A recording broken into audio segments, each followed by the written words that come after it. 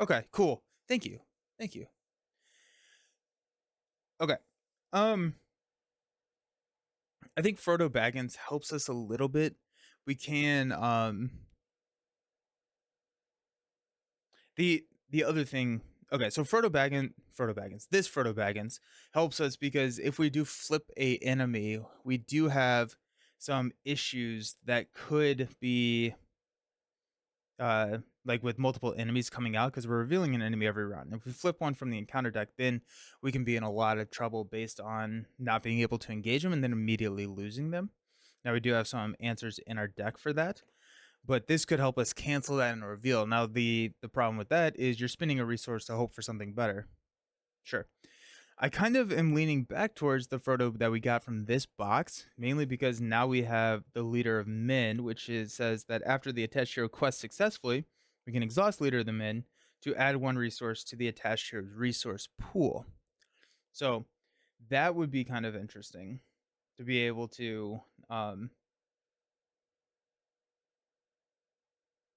to be able to just ramp blue and being able to use resources here to kind of give ourselves +2 willpower after we've committed to the quest can almost get or gives us a higher likelihood of succeeding when Glorfindel is quested.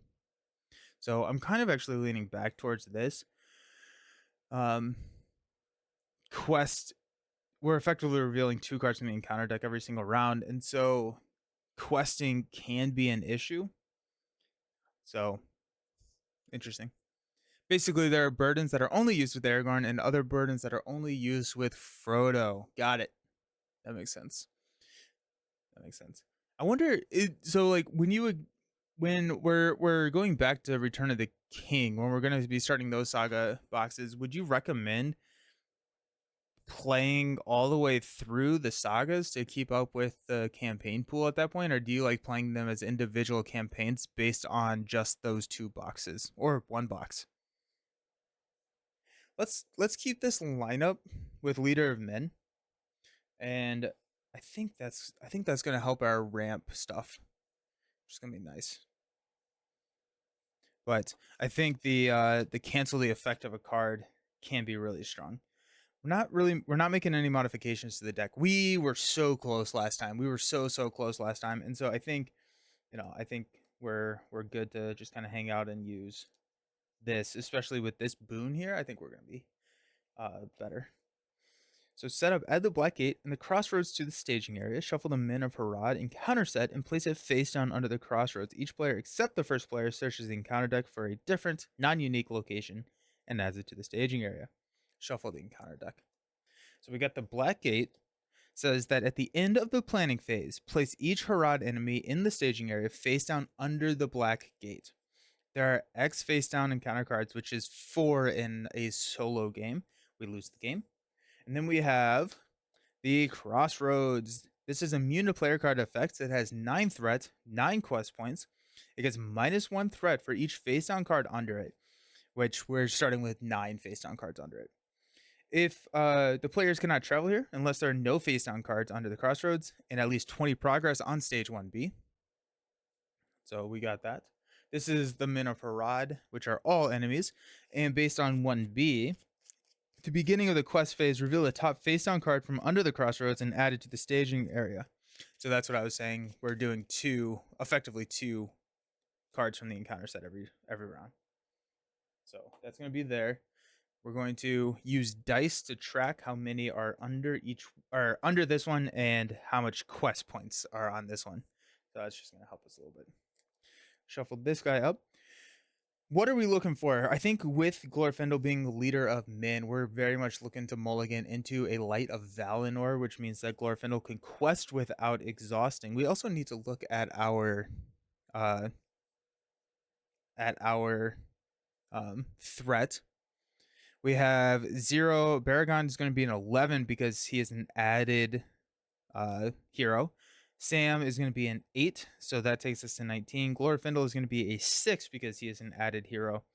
So 11, 19, 25 plus 2 because we're not adding the burden. We're going to start at 27 threat. And my scoop counter is at like a high amount.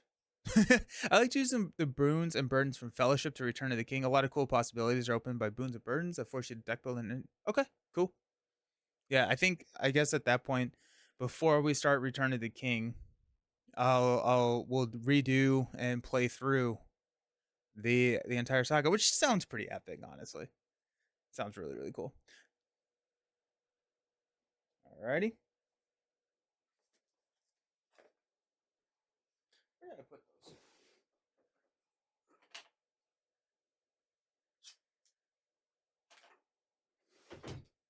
Alrighty, starting at 0 progress, sadly.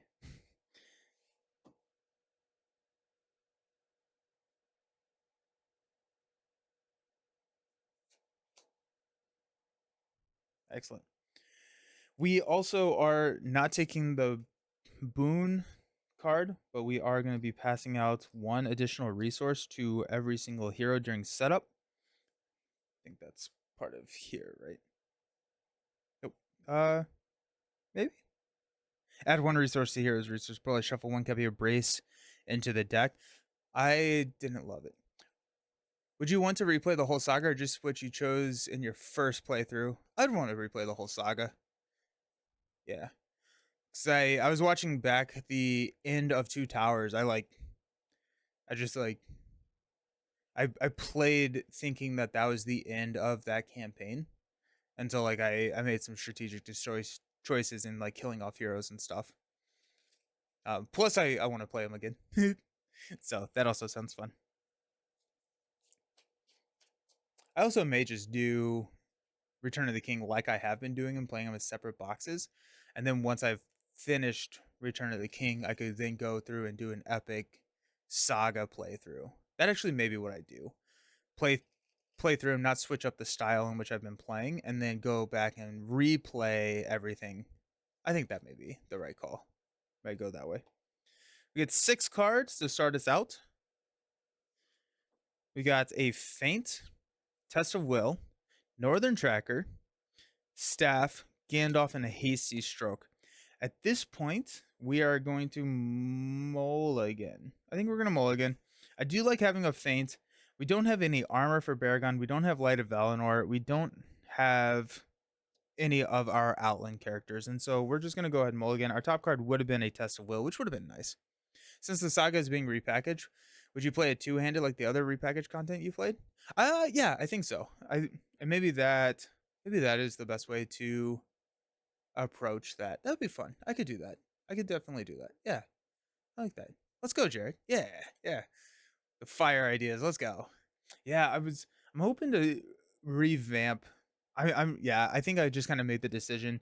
Summer is incredibly busy, and so a lot of the recorded plays for Lord of the Rings, I'm hoping to target coming back with Agmar after Gen Con, which is at the start of next month. Because yeah, I've just been traveling a ton, and so it's been hard to find time to make any content. But here we are. We've got this. Got 3. Give me a Light of Valinor. Give me a Sneak Attack. Give me a Gandalf. Give me armor. We got a Warrior. We got a Northern Tracker. Unexpected Courage. We got a Staff, a Feint, and a Westfold Outrider. Okay.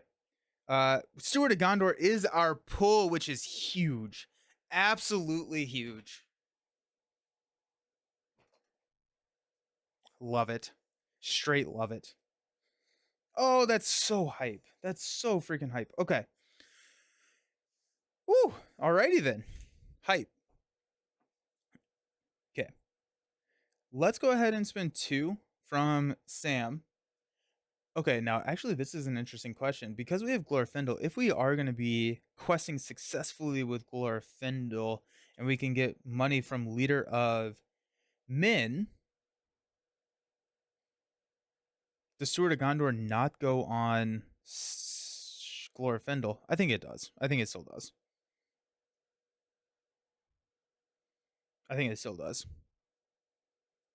Just picked up Horizons of Spirit Island after watching playing the main game. Nice. I hope you love it. It's so good.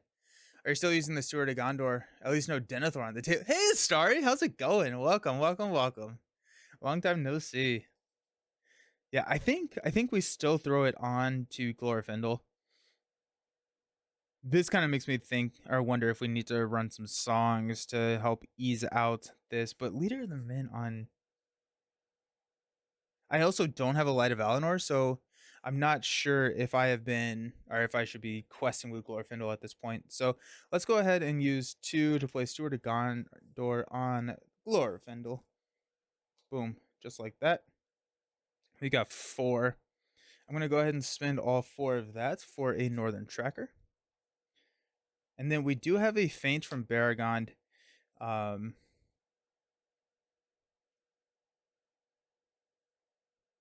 we do have Westfold Outrider, which we could drop next turn to engage anybody.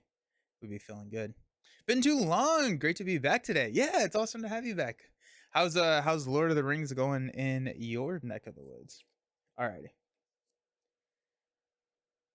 Okay, so this is at the beginning of the quest phase, reveal a top face down card from under the crossroads. So we've got the Herodrum Archer, Archery X, where X is the number of players in the game, which is 1. He's got a 1 threat, which is nice. After it engages, you assign X damage among characters you control, which is going to be 1. Then this is now a 1 threat here. So we're showing 2 threats. We're going to be flipping the top card. Let's go ahead and quest with Sam for 1, 2, 3. We will quest with Frodo for 1, 2.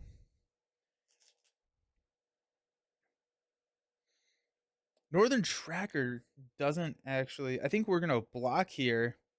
If we attack for 5, that's not enough, but we will get to Ready Sam, and so we can attack for enough to take out the archer.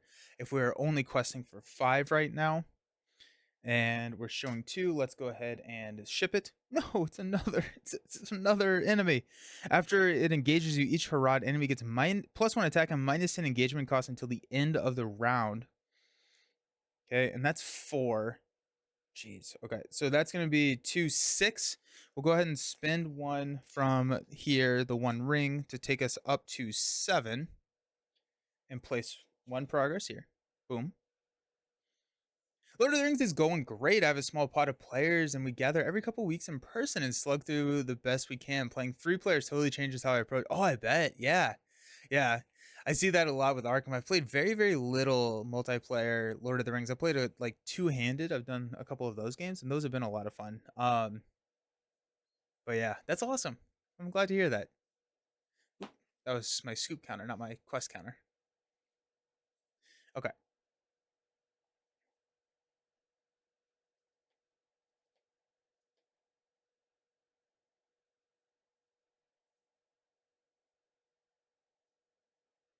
Okay. Um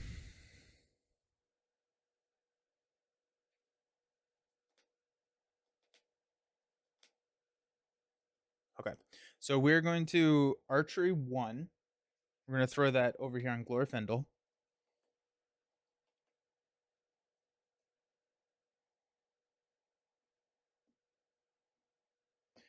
We don't. Oh wait, hold on. If we go 2, 4, 7, that's actually not enough to take him out, unfortunately.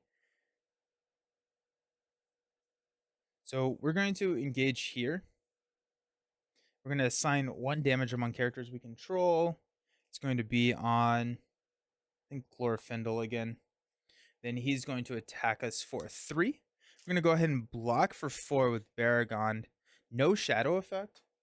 And then, actually, we get to Ready Sam, because we engage someone with a higher engagement cost than we. And he now has 2, 5, 7, which will take out the archer. Alrighty. We do have this in the staging area, and so at the end of the planning phase, he goes away. Now we do have a Westfold Outrider, which we can discard him and choose an enemy not engaged with you to engage the chosen enemy. Or we can just lose him. I think we're gonna lose the Oliphants. And so let's see what happens. Let's see what happens. Let's go to 28. We're gonna pass out money.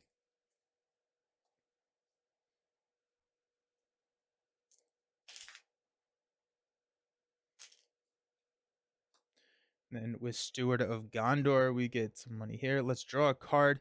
It is a swordsman.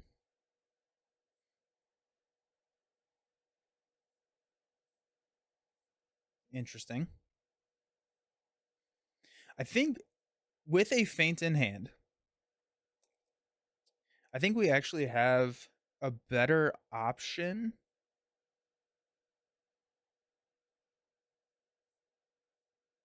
With a feint in hand, we could probably take an Oliphant on.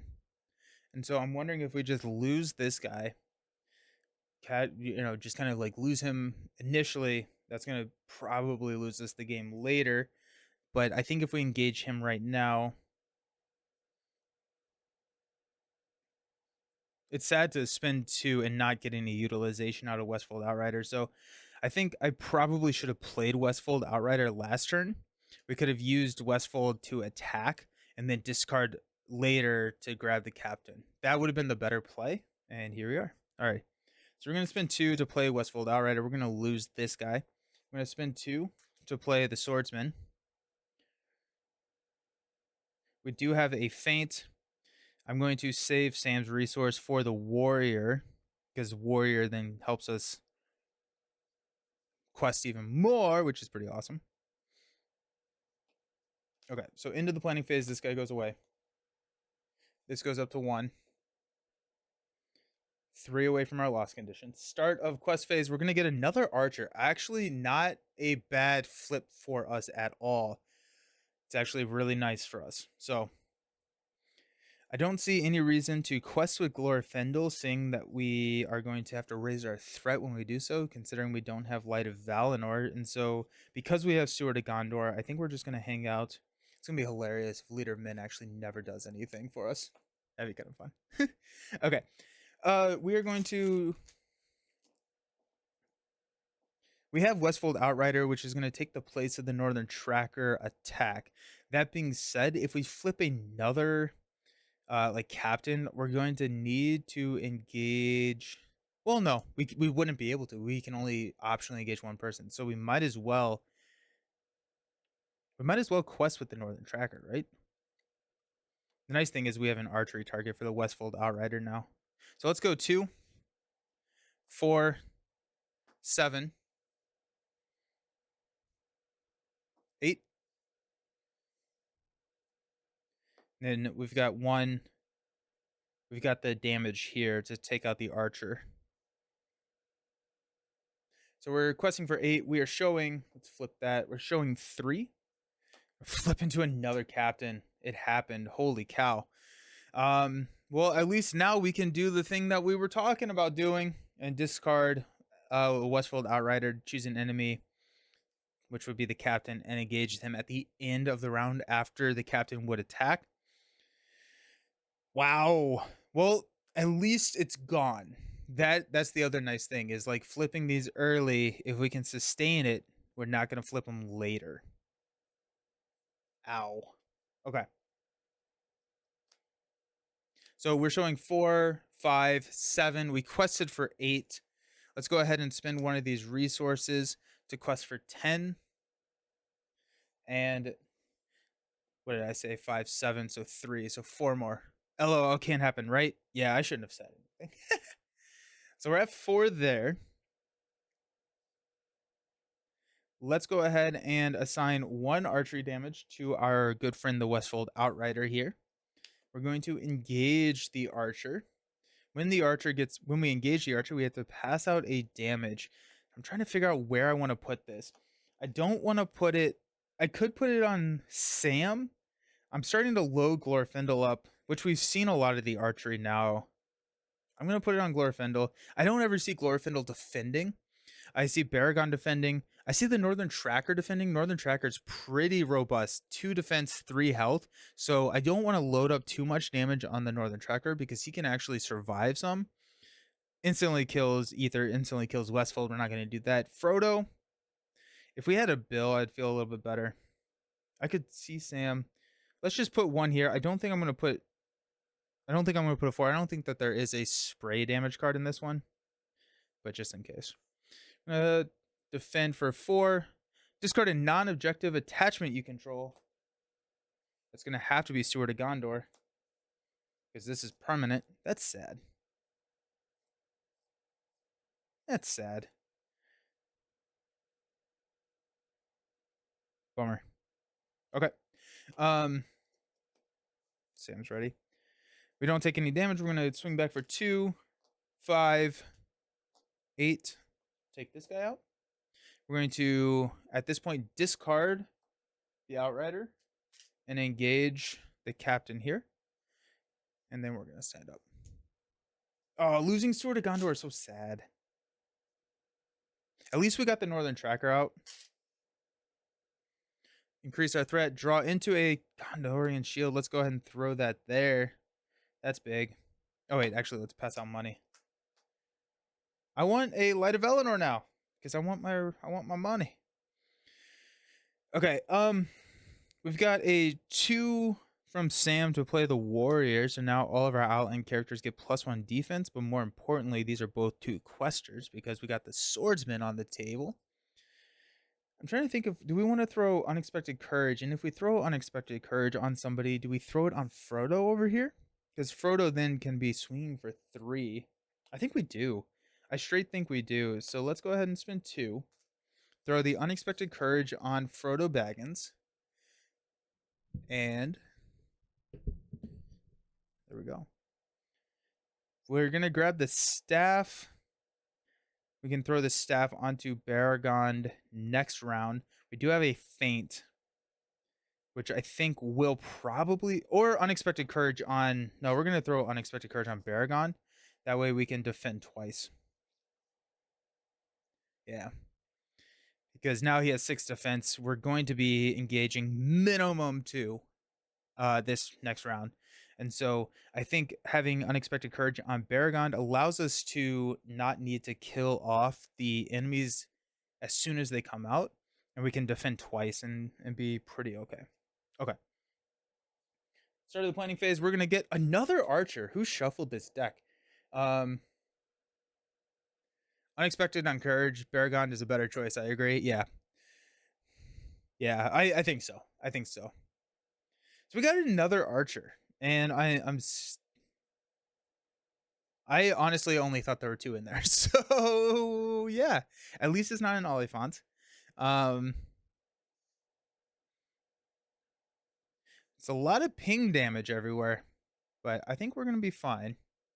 Okay. So we are showing 2, 4, 6. Yeah. So we're showing 3, 4. We're going to go 1, 2, 3, 4, 5, 6, 7. Now it's going to be 3 Oliphants in a row, right? That's, yeah, 100% going to happen. 1, 2 for 9. Let's just go ahead and quest for 10 with the Northern Tracker. It's going to be 10, showing 4. We're going to flip into a peril. Y'all can't help me with this. Either place the lowest attack Harad enemy, engage with you, face down under the Black Gate, or reveal the top face down card from under the crossroads and put it into play engaged with you.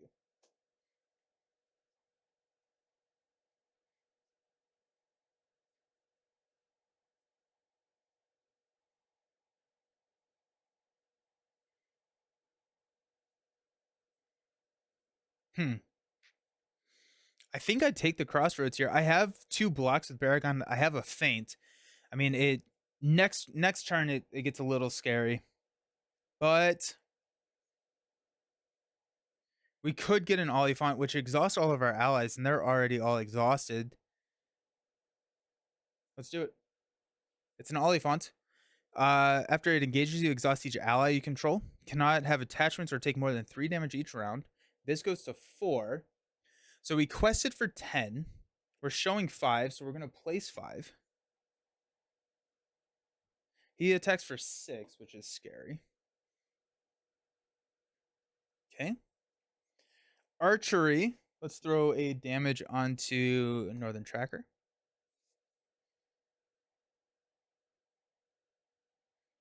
We will engage here. I'm going to throw a damage on Sam. We'll deal out shadow cards. Okay. Um, let's go ahead and Oliphant. We're gonna feint the Oliphant, which is either place the attacking enemy face down or makes an additional attack. That was big fan of that. We are going to defend here. So it's 6. Discard a non-objective attachment you control. Shoot, shoot, shoot, shoot, shoot, shoot. It's gonna be the shield. Man, getting hit with that twice was brutal. Took no damage. We'll stand up. We'll defend again for 4. No shadow. Ah ha ha ha. You hate to see it. Oh yeah, Sam's ready. We do have 5 attack. You quest for 1 more. Sam triggers when you engage the. Oh, sick. That's fun. Huh. That's really cool. Nice. Nice. That's fun. We're in a lot of trouble now. Shoot.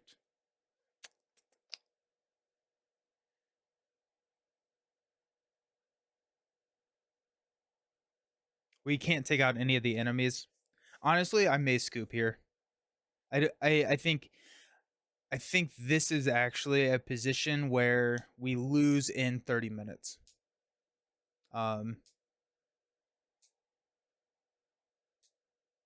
We don't have an answer for the Oliphant. We're down to 1 card, no card draw. We don't have Light of Valinor. We don't have. So I think, which like there were many times where Frodo, Sam attacks for 3 because he triggers twice. Oh, I don't think I realized that was multiple times. Alrighty. Well then, yeah, let's just try that. We'll kill the archer. I don't think I realized that he triggered, or that he did multiple times. Okay. Okay, so we'll take out the archer. We have Baragon. I think regardless of what flips, we're losing that to the Black Gate. Thank you. Thank you, Jared. Yeah. Go up to 30. Draw into an Elrond's Council. Alrighty.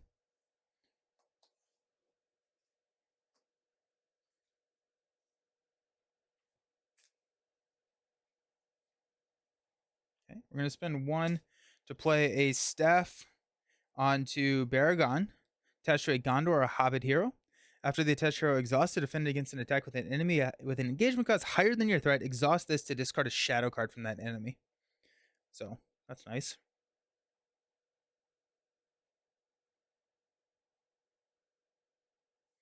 We do have an Elrond's Council.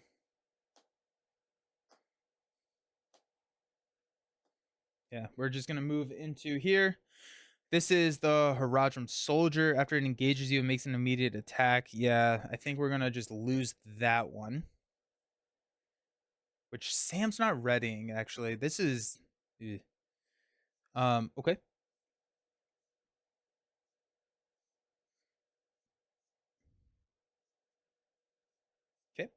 This is at 5. So we're showing 7 already in the staging area. Let's go ahead. I want Light of Valinor. 3, 4, 5, 6, 7. That's what we're showing in the staging area. I'll go ahead and play Elrond's Council. 1, 2, 3. We're going to go up to 8 quest. So we're showing 7. We've got 8. We're going to lose this. I think we need to chump block with here. I guess we don't. We don't have to. We can take some damage on Baragon. Like if we take an attack with the captain, we can take the hit with the Oliphant. If we swing back for these 2, we can throw the 3 damage that we need to on the Oliphant. Then we don't need to chump block with the warrior. I think I'm going to leave the warrior out because if we get a shadow card that then says that the enemy's going to make another attack, we're going to have to chump block with the warrior. So we're going to go 8, showing 7. I'm going to flip into a Manharad. This has archery 1. It also surges into a surge into a location. I'm scooping at that point because we engage one of these, we lose 2 of them. We're going to scoop here. That's too much. I'm trying to think.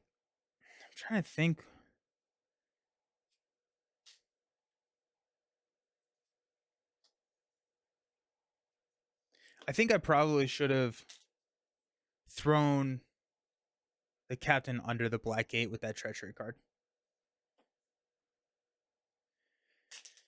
I think grabbing a hasty stroke or that staff is probably a higher priority than what I've given it credit for in the past. I think I need to make sure to be focusing on canceling shadow cards because we got tore apart by shadow cards there. We lost Steward of Gondor. We lost what else did we lose? We lost the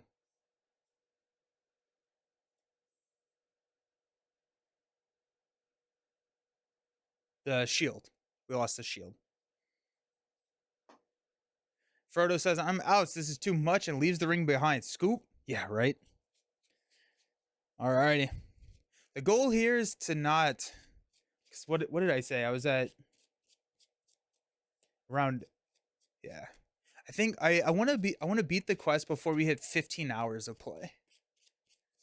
But this I think has now passed as the hardest quest that I've done in this series.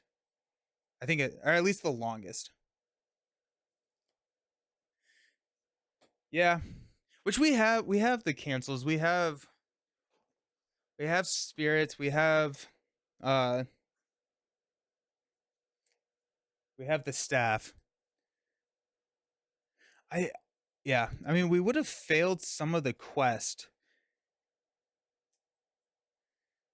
Okay, so we would have failed some of the quest if we did not have this version of Frodo. However, this version of Frodo we wanted to keep in because it was going to be pumping up Glorfindel's money.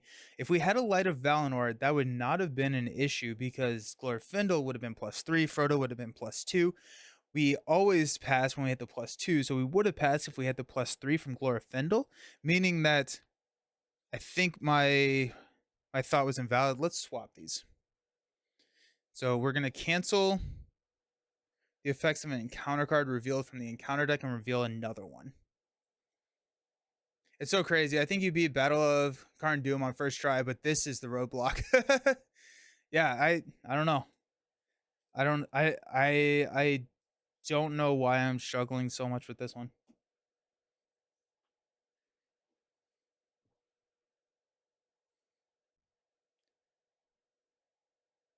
I mean, like, I don't know. No idea.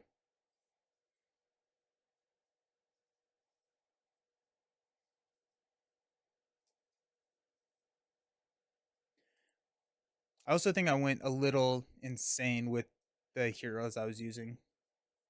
I mean, like, honestly, we could swap Sam out for Elrond and just kind of go that route.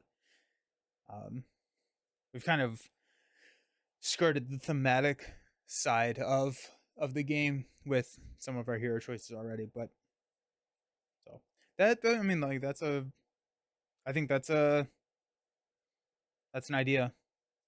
We could actually go with Glorfindel. No, I'd swap out Sam. We could do that. Alrighty. Do I need? No.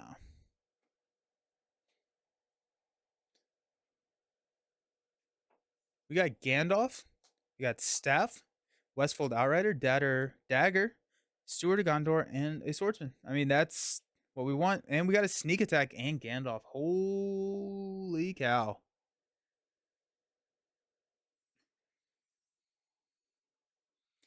So I don't know if I can script a better hand than this.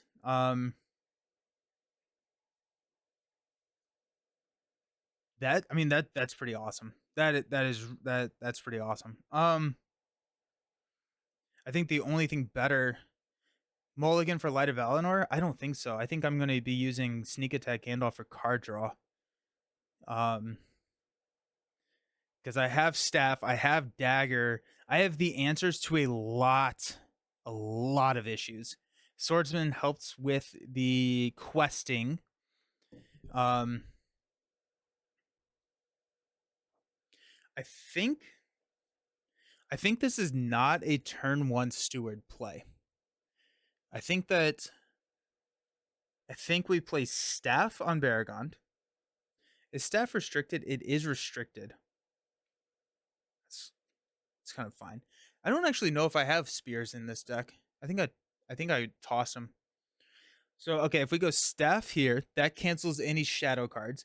We have a sneak attack Gandalf, which we can go in the combat phase for a attacker to take out whatever we flip from this encounter deck. I think with Gandalf being snuck attack in, we do card draw. I think that's what I think, Jared. Yeah, I think we took out the spears to go with the staff. We got dagger. We can throw the dagger, I think probably on Glorfindel. We got the Westfold Outrider. The Westfold Outrider would be a nice turn one drop to save us from losing a enemy flip from the top of the encounter deck turn one. But I honestly think we are probably looking at a turn 3 steward drop.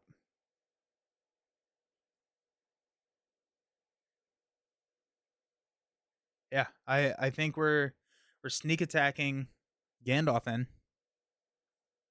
And we have this Frodo, so if we do flip an enemy, we can cancel it.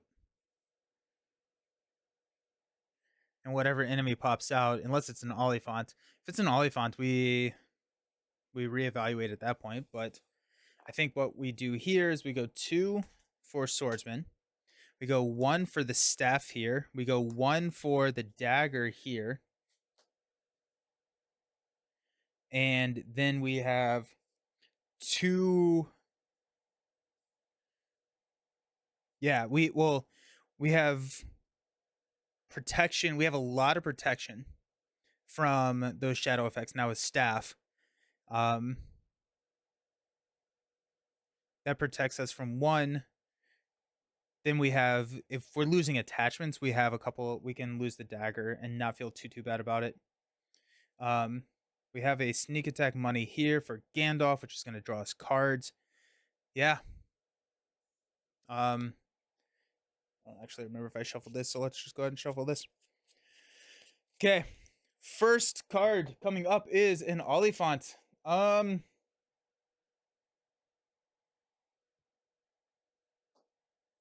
think I let it go. I think I let this one go. I think I let it go. Yeah. Okay, so let's go 3, 4, 5, 6, 7.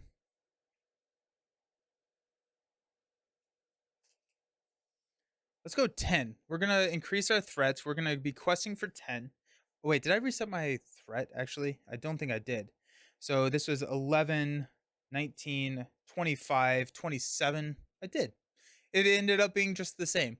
So now if we quest successfully with Glorfindel, we actually do get a money.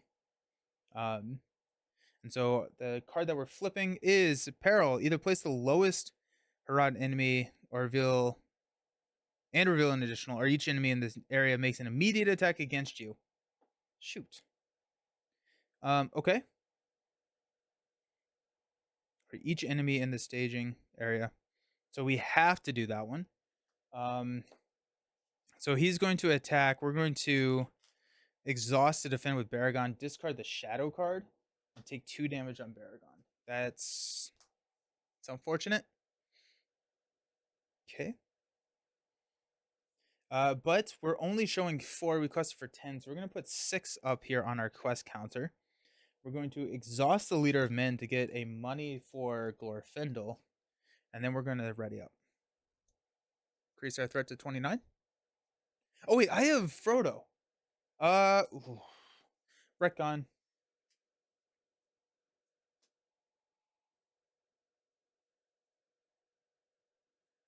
Yeah, retcon that. We are going to go ahead and Frodo this.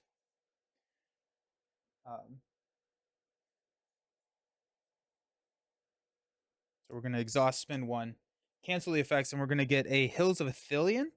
While it is the active location, after a player engages a Rod enemy, deal 1 damage to that enemy. So now we're showing 6. We're going to place 4. I was going to mention Frodo, but I can't help with... Oh, I love that. I love that. That's amazing. Yes. I forgot that we switched out Frodo. We'll go ahead and travel here. And everything is the same. Nice. That's fun. That's really fun, Jared. Alrighty. So we went up to 29. We're going to draw into a Hasty Stroke. Gosh, I love to see Hasty Stroke. We're going to pass out some money.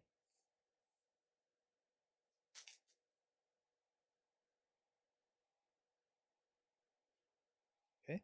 Let's go ahead and spin 2 to play the Outrider. We're going to hang on to Sneak Attack Gandalf. We have a Hasty Stroke. We're going to hang on to Steward. Because I think I would rather have... We do have a decent amount of attack at this point. We're not going to play. We're not going to go Gandalf in the quest phase. So we'll go ahead and lose the Oliphant here. That's 1. Flip into the Haradrim Soldier. After he engages you, makes an immediate attack. Ugh, gross. It's attacking for 4.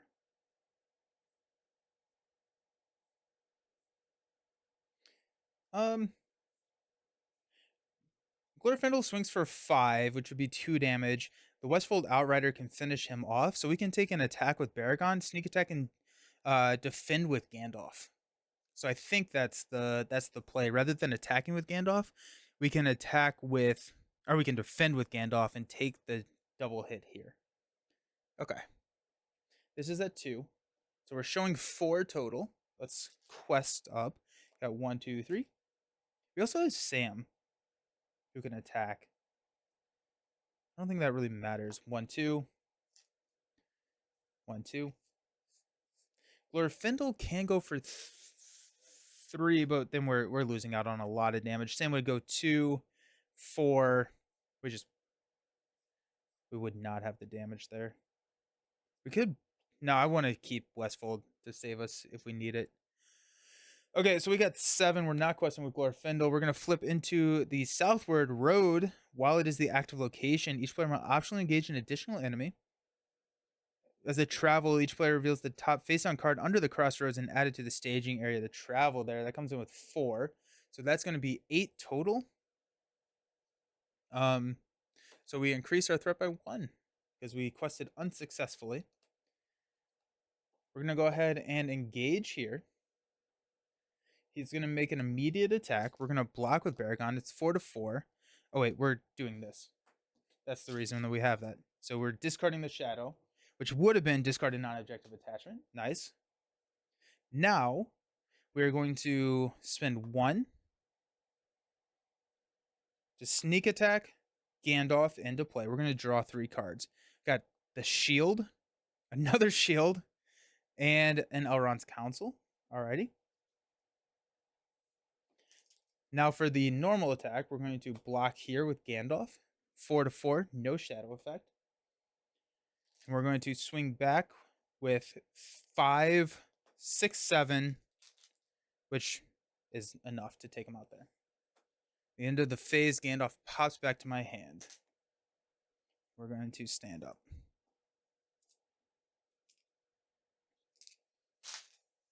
Okay. Increase our threat to 31. I'm going to pass out some money.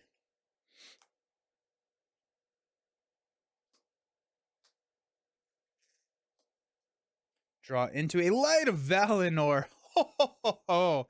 Let's go. Alrighty, let's go shield here on Baragon.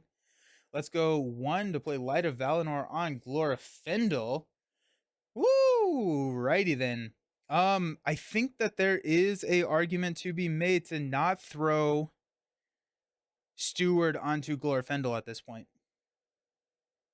I don't know who would go on though, actually. That's so nice. That's so nice. Um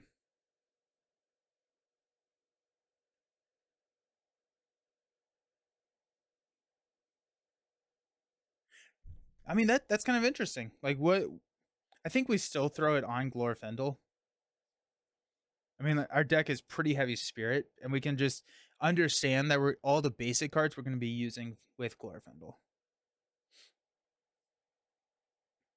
Yeah, let's go ahead and spend 2 to throw Sword of Gondor onto Glorfindel. That also gives him the Gondor trait, which I don't think helps any, but it is something. Heck yeah, friends. Okay, feeling okay. Okay, alrighty. Let's cook. So we're gonna go up to 3 here. We're gonna flip into a archer. That's what you like to see. Looking good. Yes. Yes. Alrighty. So we're showing 3, 7, 8. We're gonna go 1, 2, 3. 1, 2, 3. 1, 2.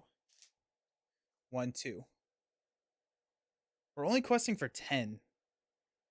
It's less than I want it to be. Jeez. We need more allies. Hey, Canadian Mustache. How's it going?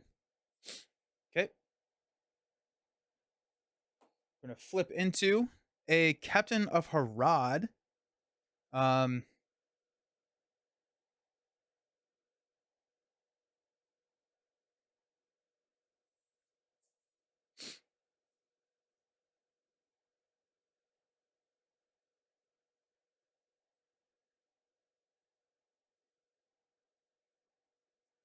We're going to take it.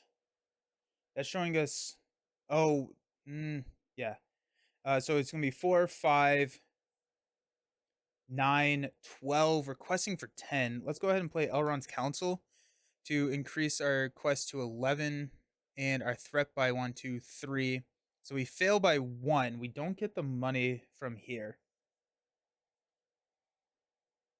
Okay. We got archery for the Westfold Outrider. We're going to engage here. Sam will ready. I think we're going to what we're trying to do is and then we get a damage whenever we engage there. We're going to take out the archer, and then we are going to. Is there an action phase? Oh, Jared. Only reason I cannot see is give Sam the Gondor trait to use him the shield. I like that. I like that. Oh.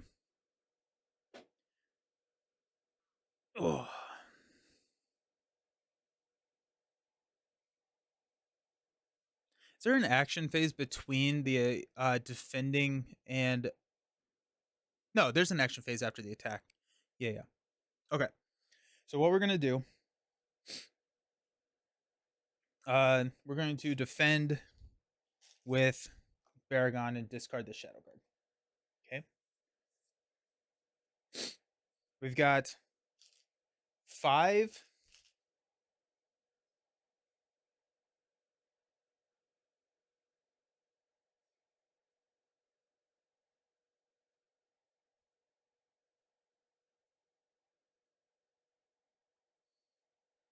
Check this out. We're gonna go 2, 4, throw 3 damage here. Okay. We're going to discard this Westfold Outrider. Engage the captain. You're chugging along on the progression series. What happens once you're done?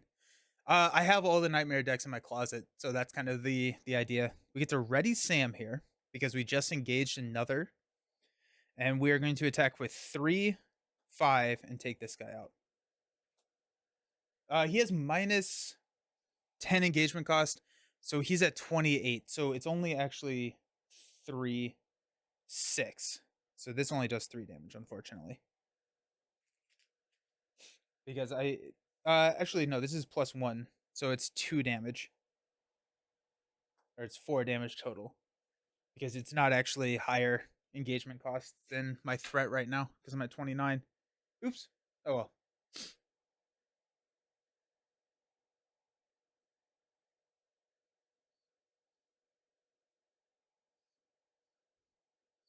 Um,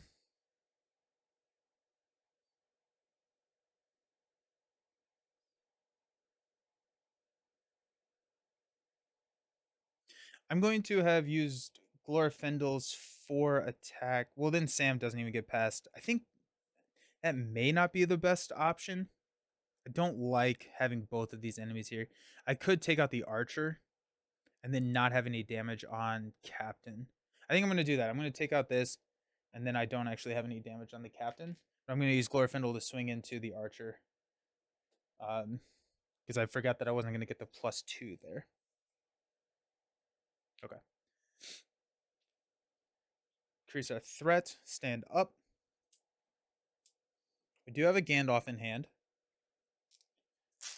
I'm going to draw into another Elrond's Council. That's pretty nice. Wasn't paying attention. Did you deal damage from the active location? I did not. Thank you. I did not. So actually, yeah, so this will be, yeah, thank you.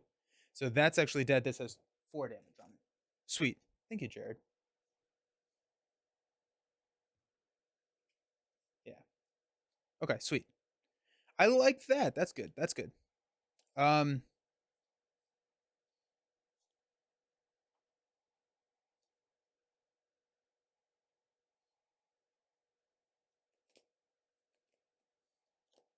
okay.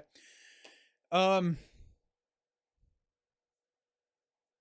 okay, so the archery is gonna be, we can soak that pretty easily. I'm wondering if we do we play Gandalf right now? Um, I'm wondering if we need to quest out of this to get that out of the staging area because that's hurting a lot. We're going to be showing 8. We don't have any. I think we play Gandalf, um, and draw cards with Gandalf. Let's go 2, 5 to play Gandalf.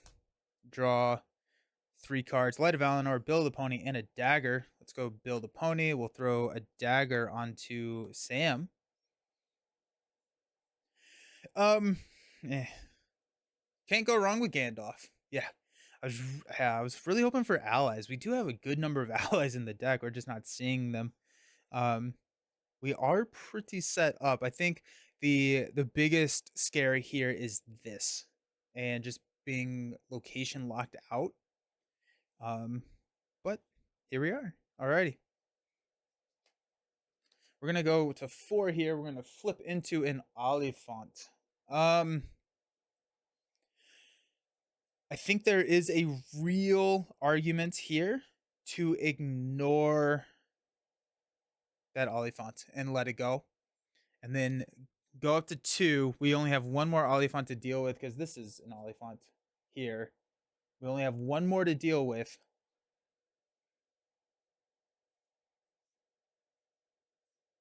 I think that's it. I think that's the play. Okay, let's and if we get another enemy, no, we have Baragon. We can defend another enemy. I just don't want to take the Oliphant on. We actually may be able to take the Oliphant on. Oh wait, hold on. Because if we're defending for 6 with Baragon, discarding an encounter card, the problem with the Oliphant is I want a unexpected courage or something to deal with multiple attacks. Because once you engage the Oliphant, it's 3 rounds taking 2 enemies. Yeah, I don't think we do. 1, 2, 3. 1, 2, 3. 1, 1, 2, 3, 4. 1, 2. 1, 2. So requesting for 15. We are showing 3, 7, 11. I'm going to flip into a Athelian Woods. We have to reveal the top card of the encounter deck to travel here. After the player engages a Harad enemy, he readies a character he controls. So that is going to show 5, 9, 13. We quested for 15, which puts 2 here. Fortunately, not enough to push it out, which is a very scary idea. Let's play Elrond's Council. Reduce our threat by 3, go up to 16, place 1 more there. And I think at this point we are kind of hoping that we're gonna. I don't know what my plan was. Oh, Candle. Or we got 1 here. We're still ready. Okay. Let's go ahead and defend with Baragon using the staff to discard the shadow card, and then Glorifindel will swing back. We also need 1 archery damage, which we will throw on Sam now that we have Bill out. Okay. Into the round, we're going to increase our threat. Gandalf is going to get discarded. If we draw a sneak attack now, I'm going to be sad. We have Ancient Mathams. We have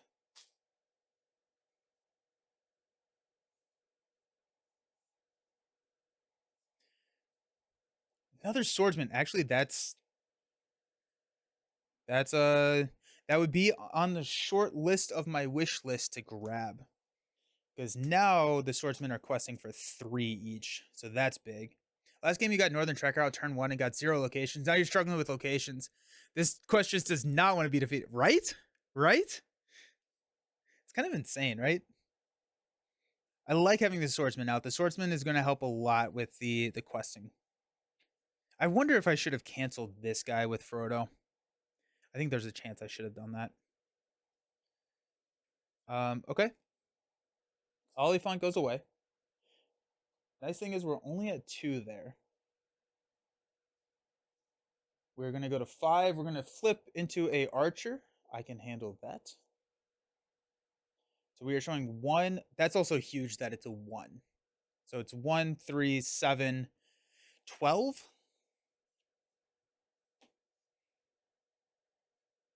Alrighty, come on. 1, 2, 3. 1. 1, 2, 3. 1, 2. And now the other Frodo would have helped a lot. But I guess this one has got us out of a lot of situations. 1, 2, 3. 1, 2, 3. So 6. Did I count that? 3, 6, 9, 12. Yeah, 15. 15 showing 12. Yikes. Yikes. 15 showing 12. We're going to flip into, here we go. Either place the lowest Harad enemy engaged with you or reveal the face down card from the crossroads and put it into play engaged with you.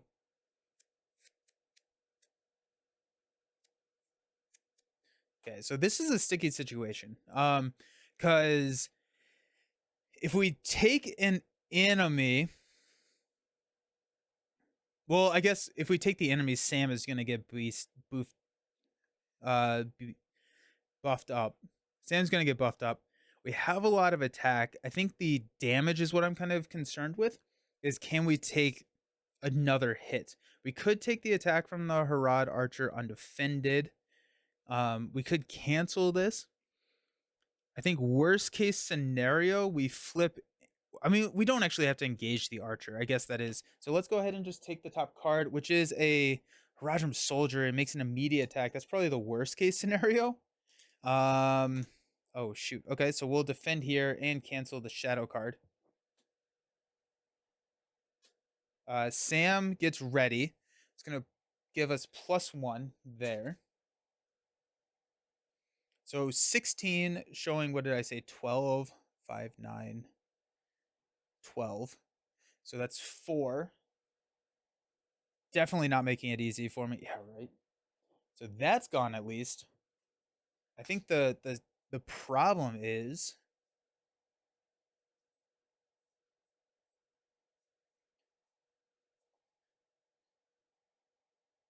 Reveals a face down card under the crossroads and adds it to the staging area. If we engage here, we lose the game.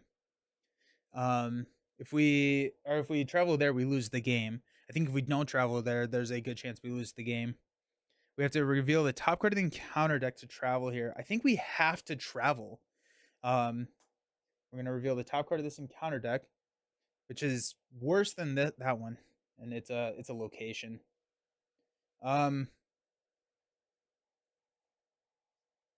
I think we lose a hero here. Unfortunately, I think we defend here. We have one archery. We're gonna throw that on Bill.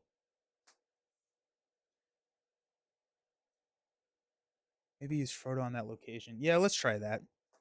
We're gonna use Frodo. Shuffle that card back in.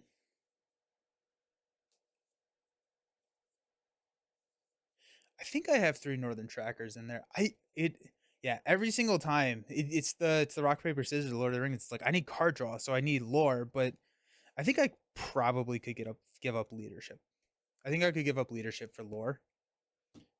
Oh, good. I think we lose now. So that surges. Each Harad enemy gains archery 2 sheep. So that's archery 7.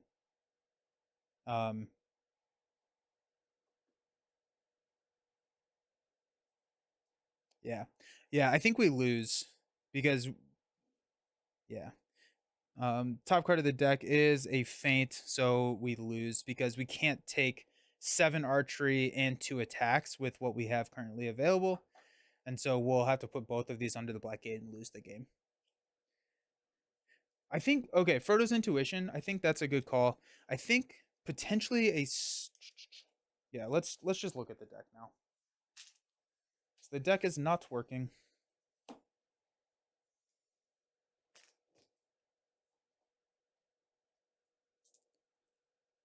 I think Frodo's intuition makes sense. Is there a world in which we change Sam out?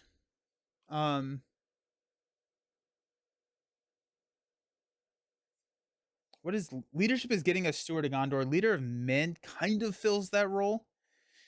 We could also we do have Staff. I really like Staff.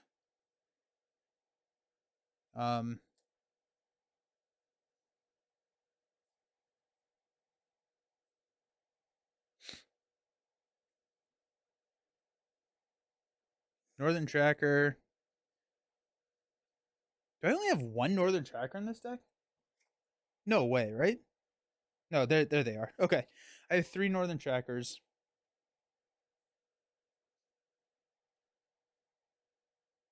One of my favorite parts of Lord of the Rings is making tweaks between losses. Not that I'm good at it. I like it. I like it. I'm just yeah. I'm having the worst time with this one though. Frodo's intuition.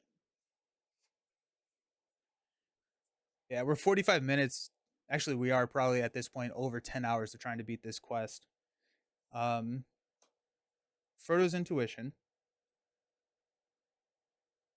I'm probably at this point 25 or more on this one.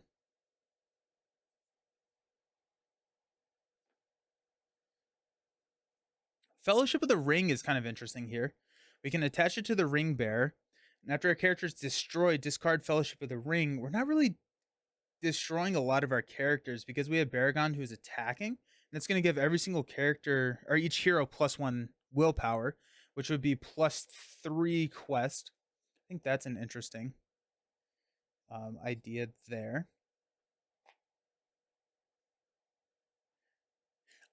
I think so. Yeah, I think this is a tough scenario. I think true solo, this scenario is very challenging. I think that's the main issue that I'm running into is that this is like true solo. It's a tough scenario because you can only engage 1 enemy per round, and you reveal 1 card from here, which is always an enemy. And so if you flip another enemy, you have to have a way to engage that enemy, or you lose once you don't engage 4 enemies, basically. And so I think that's the biggest issue with it right now.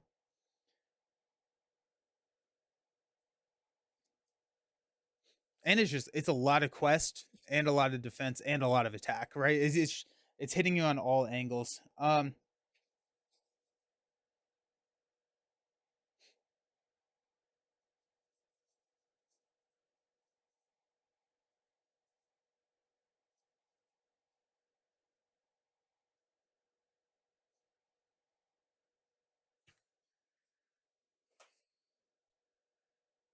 I think Frodo's intuition makes it in here. What about Glorfindel out and Círdan in? Draw two and still have Spirit on the table. I think my oh I think at that point you switch out Sam as well, because then my threat's gonna be starting around, what would it be? It'd be Círdan is what? Is he 12? He's 12. So he'd be 13. So he'd be plus 6. We'd be starting at like 35. And so I think at that point we're gonna be losing a lot of Sam's bonuses. Um what if we go Arwen? I think Arwen's an interesting idea. Um we lose a lot of attack power, which um Arwen adds 4 to our starting threat. But if we go Arwen and Elven Light, I don't hate that. That's going to be a lot of card draw. I think we need more damage dealing allies at that point, because we're losing out on the 3 attack from Glorfindel. I think Arwen's an interesting idea. We could swap Sam out for. We could. What if we go Sam for Arwen? If we go Sam for Arwen, losing Steward is not that bad, right? Because losing Steward kind of gets offset with Arwen's ability and having another spirit hero on the table. What if we go Sphere? We go Arwen, Light of Valinor. We swap in more allies that can attack. We're not losing anything in terms of willpower, because we still have that. We're only adding 2 threat. I think we still run Dagger. I think the Elven Light Arwen strategy. I'm intrigued. I'm definitely intrigued. Not switching out Glorfindel, but swapping out Arwen. Now the nice thing about switching out Glorfindel is you can run Ally Glorfindel, the Stargazer, to help you draw what you need. I do like that idea. With all the threat reduction in Spirit, you can use the other ally Gandalf to have much more questing and attack power. That's fun. That's really fun. That's really fun. Interesting. Do we swap Glorfindel out?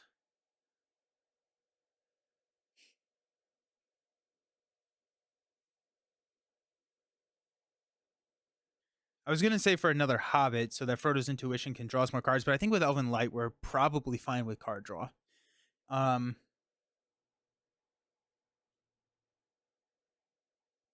You could even put Gandalf's staff on the ally to discard shadow cards. Interesting. Interesting. What's Gandalf's staff?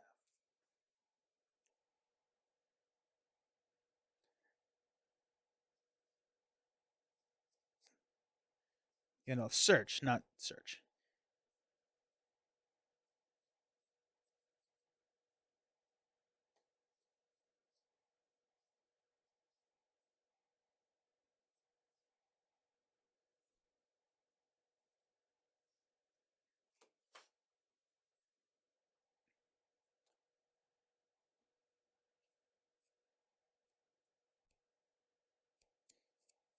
The Glorfindel ally is so good.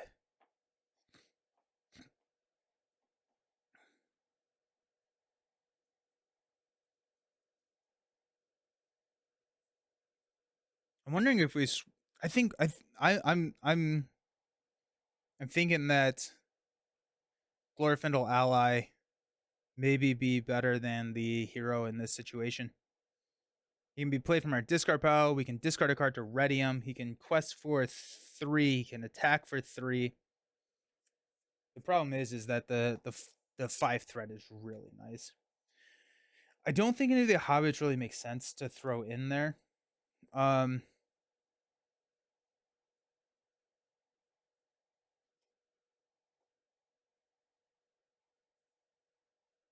We could go Galadriel. No, we don't have enough allies, I don't think.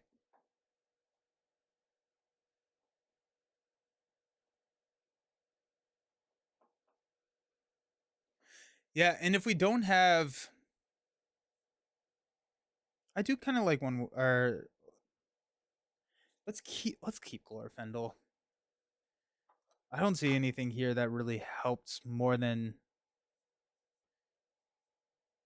I mean, Eowyn, but then we like lose all of our attack power. I think I like having the Glorfindel hero on the table to have attack turn 1. I think that's pretty big. What is this Gandalf staff? What aspect is it? Oh, there it is. Attached to Gandalf. Yeah, it's a lot of setup. Um, but I like it. So if we go Overhill, Underhill, Gandalf, I think I go one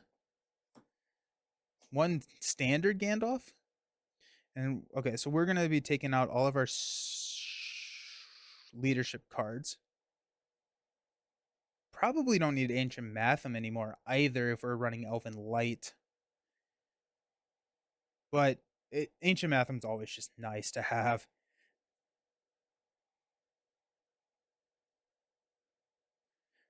I have Knights in here, right? Yeah, I have Knights in there. Okay. Can't run Arwen anymore. Bill coming out is slightly sad. That's fine.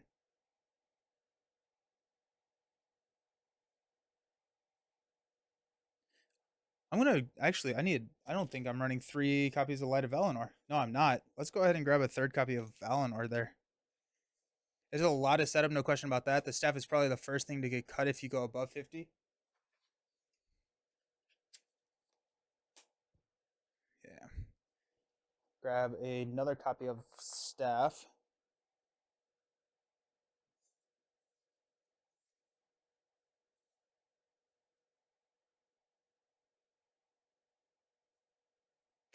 Okay. Light of Valinor. Let's grab 3 copies of Elven Light.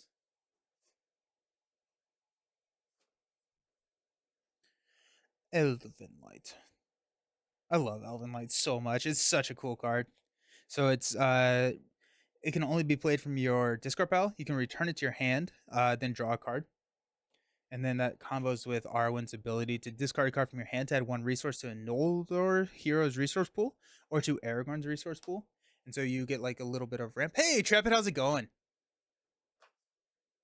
So I do like that. How many hasty strokes do we have?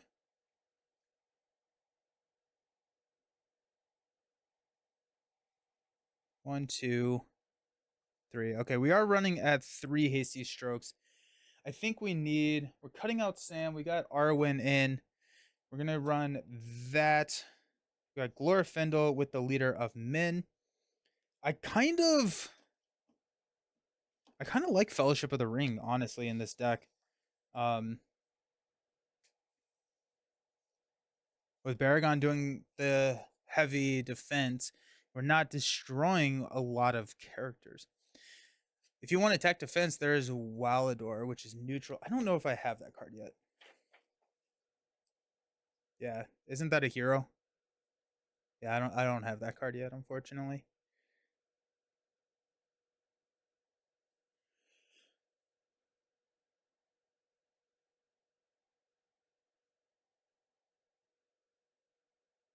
Yeah, I don't think I have that ally yet. Um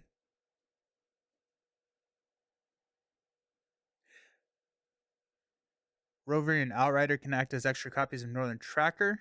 Give it power if you need it. No worries. Roverian Outrider. That card.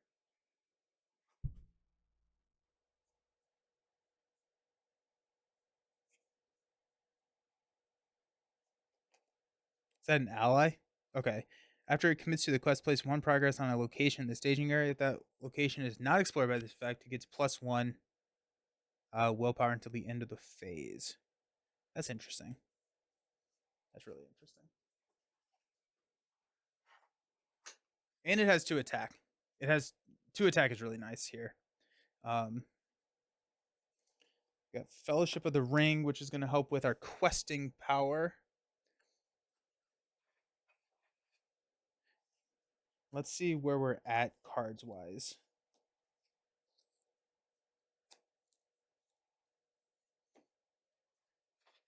And then we're also going to see where we're at ally wise, because I think allies are really important here.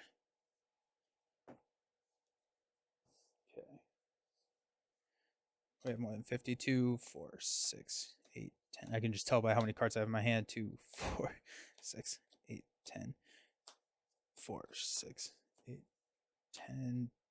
2, 4, 6, 8, 10. 2, 4, 6, 8, 10. Yeah, we have 53 cards. Okay. So the staffs could be cut. We could be. I do really like the idea of the card draws here. So if we cut out the 2 staffs, takes us down to 51.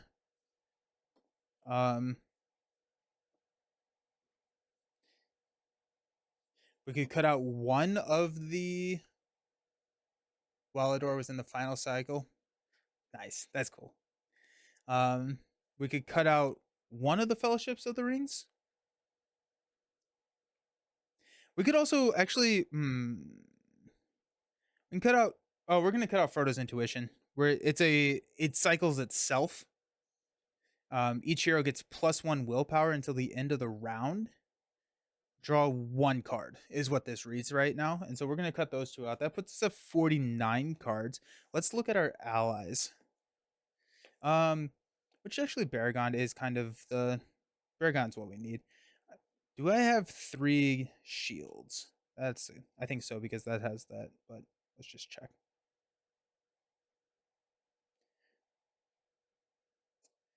I think I only have 2 shields in there. I think if we grab, I don't have any Galadriel's Greetings. I think I put Galadriel Greeting back in here. I put a shield back in. You can always include Sam Gamgee ally. Ooh, yeah. And that ally is blue, right? Yeah.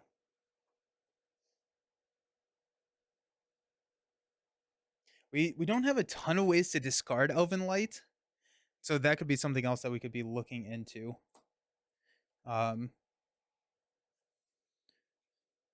think we can drop Foe Hammers. So I don't think we need that card draw.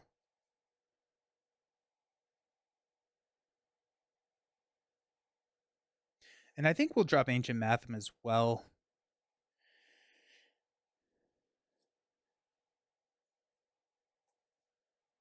Drop those. I do remember I like Sam, the Sam ally.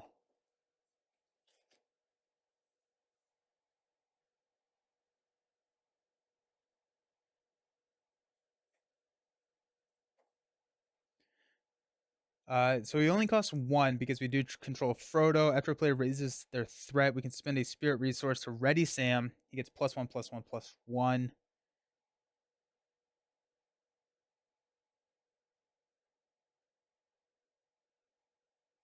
Yeah, I mean that's so 1 cost 2 quester. Boromir ally from Tactics. He's the Boromir and Sam combo pretty well, right? Because Boromir raises your threat. Oh, with a engagement cost higher than your threat. After he takes any amount of damage, ready him. It's interesting. I think I want at least 2 Sams. We also have stand and fight. I think I need cards that discard from my hand.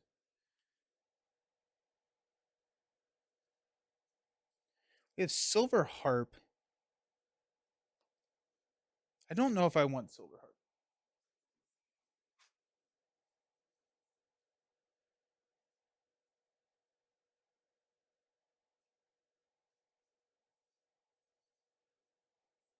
I'm looking for Sam. Yeah, that's right. Blue Sam. Blue Sam. Where are you?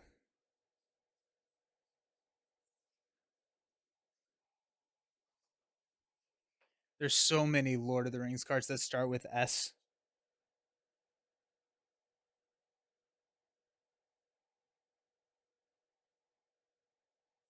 And apparently none of them are Sam. For a 3-cost blue card.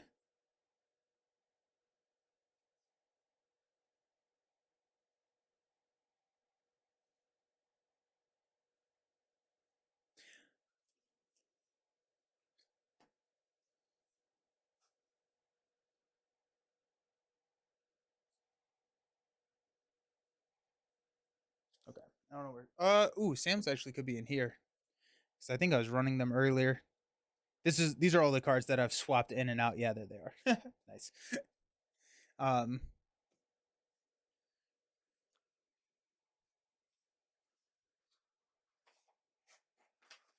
what are the cards that allow us to discard stuff from our hand? To the sea allows us to do that. Um, Steed. We're gonna run Steed. Got 2 copies of Steed in there because that allows us to, after we commit to the quest, we can discard a card from our hand to place 2 progress on the active location. Really, what the benefit here is that gives us a way to discard Light of Valinor from our hand. We want to be able to discard that from our hand as many times as we can.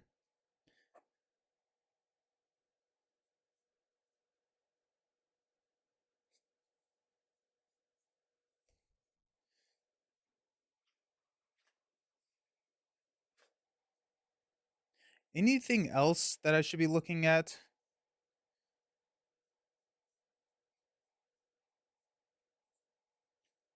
for discards? Elven Spear Tactics. Discard from. Ooh, okay, okay, okay. Is that like a bonus to attack? There's steeds. Elven Spear.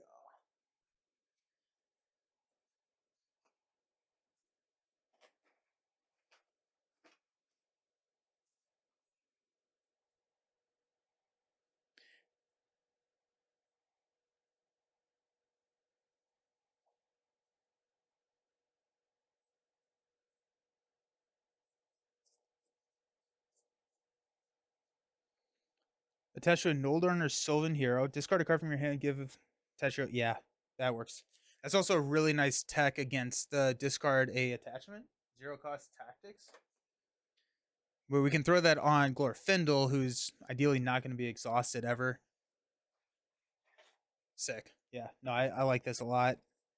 Um, I like that. I like that. Um,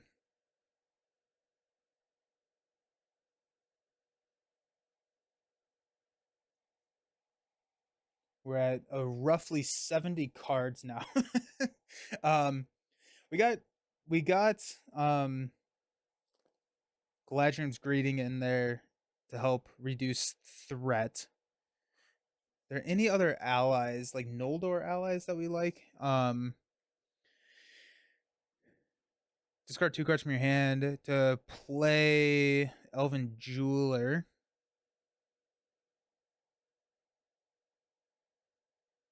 Lindir is card draw. Stargazer works well.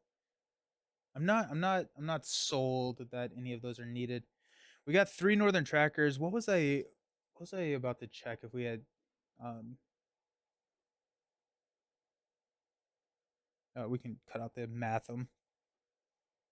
Hey, I thought Marvel Champions deck building was complicated. This seems. Oh yeah, no. This is Lord of the Rings holds the title of the most complex deck building in my opinion. We got Defender of Ramus in here. Oh, Unexpected Courage is what I was going to check to make sure that we had 3 of those, because if we can get those quickly onto Baragon, we're feeling pretty good about ourselves defending. We don't need as many allies. I think we're only running 2. Let's grab the 3rd copy there. Deck building Lord of the Rings is so much deeper. Yeah. No, that's where it is. I wonder if it's over here.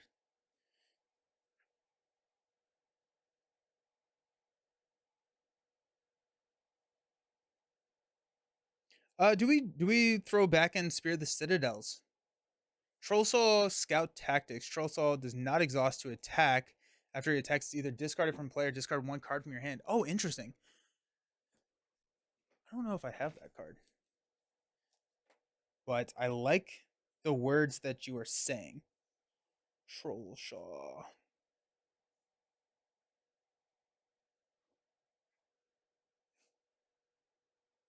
Yeah, and it's a 2 cost. It can soak an archery. I like that. That's a good call right there. Sick. Okay. And right now, what we're doing is we're just grabbing a ton of cards, um, and we'll work to cut them down, um,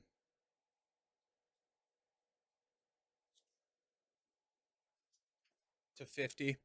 Troll Show Shot got much better after Elven Light got released. Yeah, I bet. I mean that's also just a nice little bonus to damage there. I mean, yeah, that's big. That's nice right there.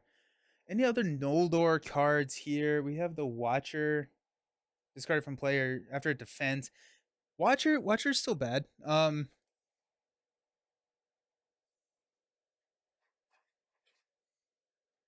Foundation. Yeah. So I like the Scout there. If Unexpected Courage is hiding in this pile of Lord of the Rings cards. No, these are all the cards I took out. So many cards. Unexpected Courage. I do think I want. I do think I want 3. There's an Ancient Math that we can cut out. I do think I want 3 of the Ancient Math or Unexpected Courages, because that's going to allow us to defend a lot more. Do we need 2? We'll work on cutting things later. I don't think I need to be working on trying to find things to cut out of the deck right now. Watcher of Brune can be insane if you build them up. Where, what is? I guess there's not a lot of W cards.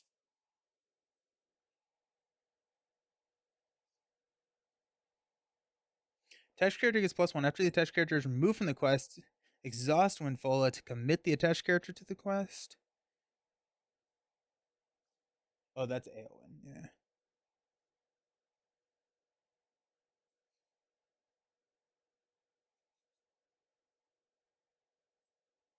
Just get another 30 cards, split them in half, and play 2-handed. Now we're cooking. Let's go. I like that idea. Nice. What am I looking for? Watcher. Warden. Weather Hills Watchman. That's not the one. Winged Guardian. Westfold Horsebreaker. Wandering Took. Watcher. Oh, I see what you're saying. Oh, you build them up. Okay, I see what you're saying. Got it. It's what the one I was literally just looking at. um,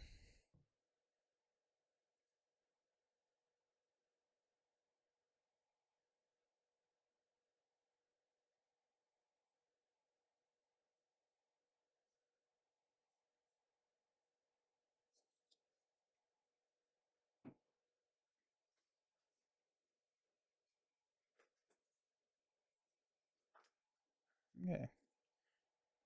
Not 100% sure where Unexpected Courage is. So we'll run with 2.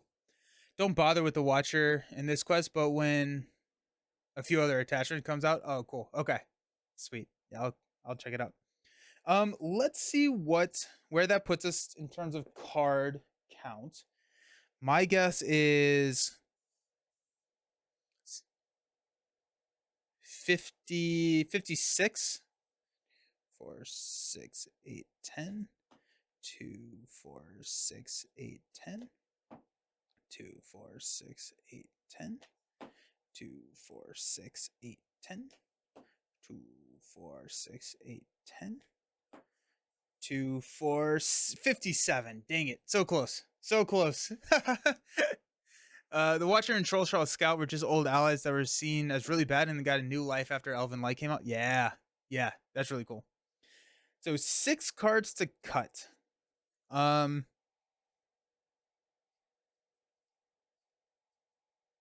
like all those.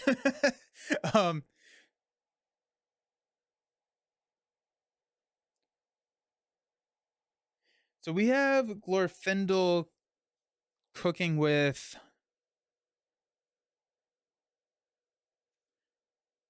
is just Dagger and Elven Spear are the 2 restricted, so we're good. We still have Build a Pony. I thought I saw some. Did I? I feel like Build a Pony still deserves to be in the deck, even though I can't play him. But there he is. Okay, cut 5 cards. Thank you.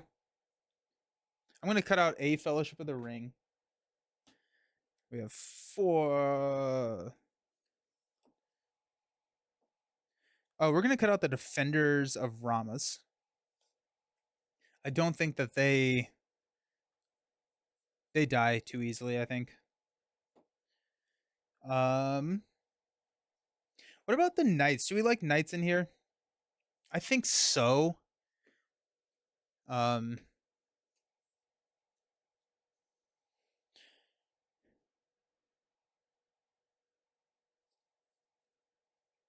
3, 4, 5, 6, 7, 8, 9, 10. 2, 4,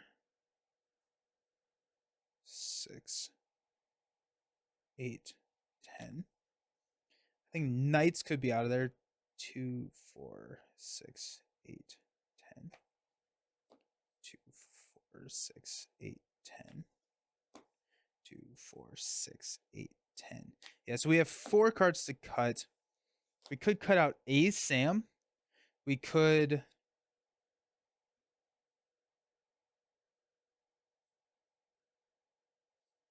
I like the Swordsman in there. I like the Northern Trackers. The Scout, I think, works really well. Elven Spear works really well. I think I want 3 Light of Valinors in there. I don't think I want less than 3. I straight could actually. We go Leader of Men onto Arwen rather than Glorfindel. And then we could cut a Light of Valinor. I don't love the idea. It's just something that came to mind.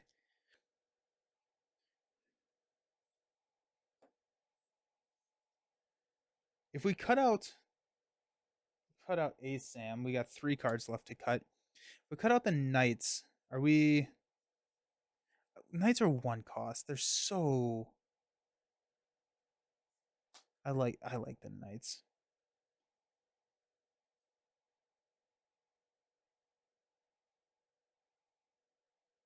I think I may cut out the Outriders. Leader of Men, regardless, since she is always questing. That's kind of what I'm. Yeah.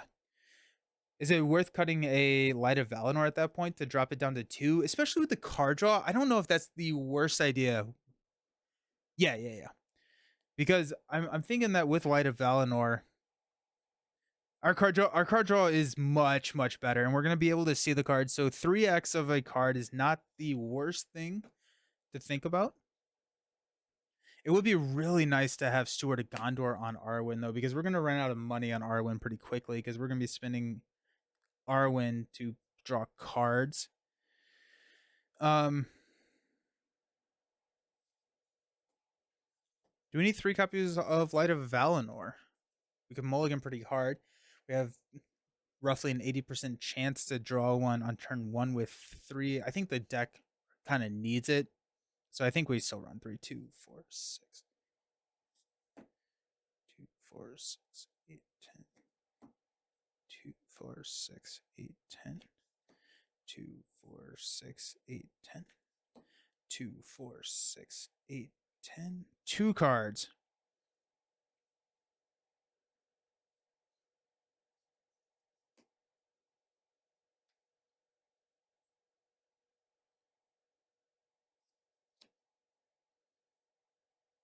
I think it may be the out. No, I like the Outriders. The Outriders have archery soak. They have 2 attack, and they can quest really well. I like the archeries. Feel like I like the Northern Trackers a lot. It may be the Trolls, but that's also discard.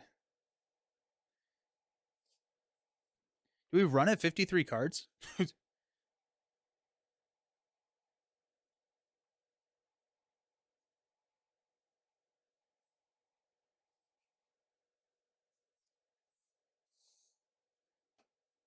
Hmm. That's interesting. I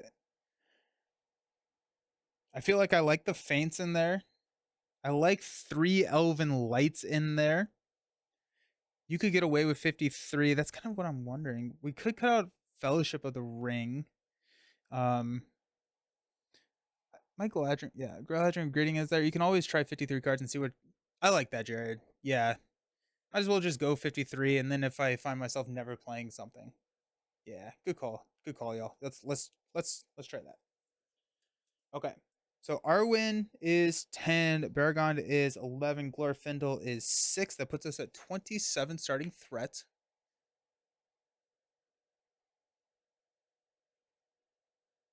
27 starting threat. We're going to reduce our quest points down to 0. The mulligan priority would love a Light of Valinor, but really probably the mulligan priority is um, Elven Light, because Elven Light gets us the other cards quicker.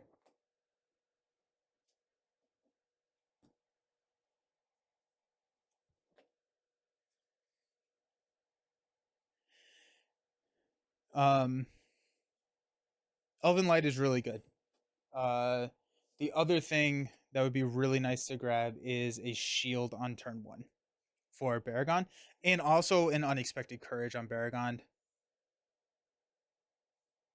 Don't forget to raise your threat by 2 to avoid the burden. Oh, thank you. Yes. So 29 starting threats. We've got 3 Elrond's Councils, 3 Galadriel's Greetings. So we got threat reduction in the deck. Um,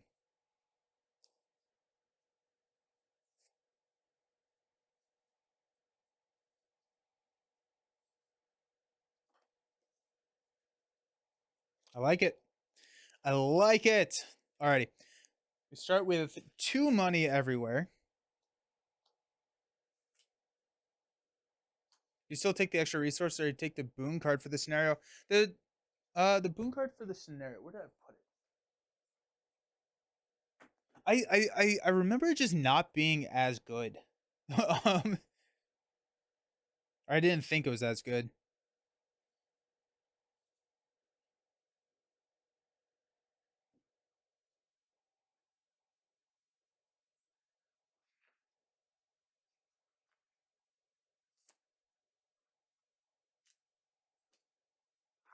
Yeah. So play only if you control the ring bearer. Add it to the victory display to choose up to 2 options. We can heal up to 2 damage from a hero, add 2 resources to a hero's resource pool, draw 2 cards, or reduce a player's threat by 2. The benefit of taking the boon is you still have it next turn as well. Next game as well. I'm down to try it. I'm down to try it. Let's try it. 54 cards. Let's go.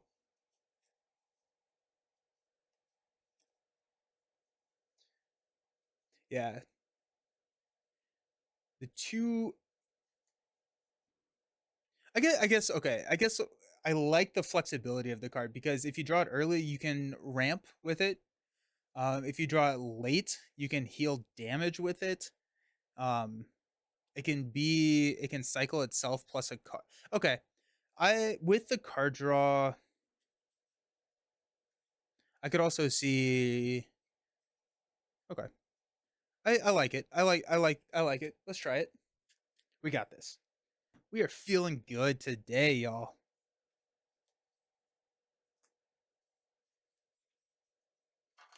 Eesh. Alrighty.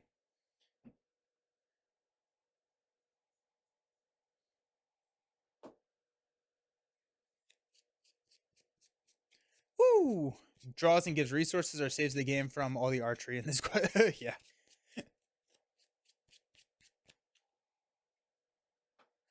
I think we still go with this Frodo.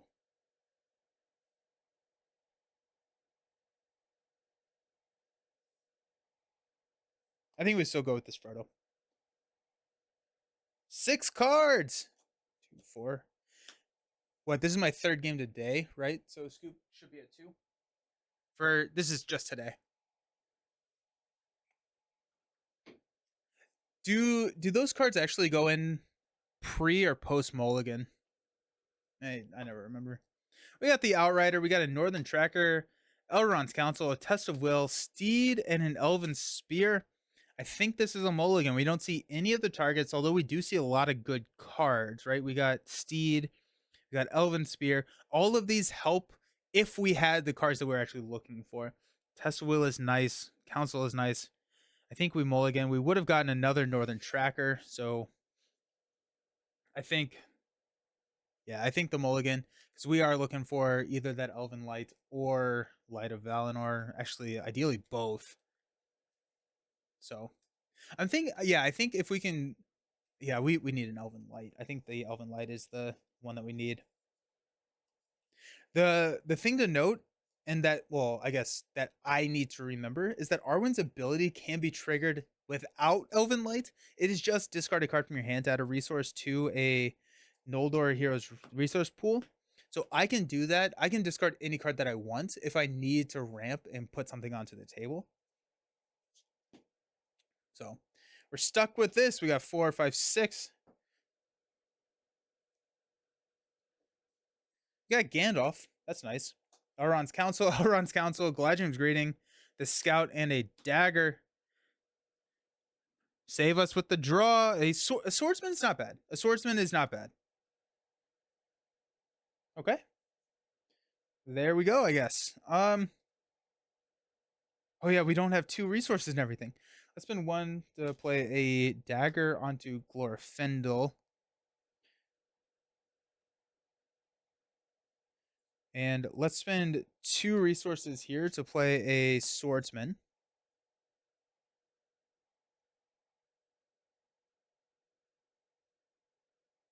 Okay. Our first card is a immediate attack. Ugh. Okay. So we're showing 3. Let's go ahead and quest for 1, 2. 1, 2. 1, 2, 3. We're not going to quest with Glorfindel. So we're showing 3, questing for 7. We do have 2 Elrond's Councils in hand.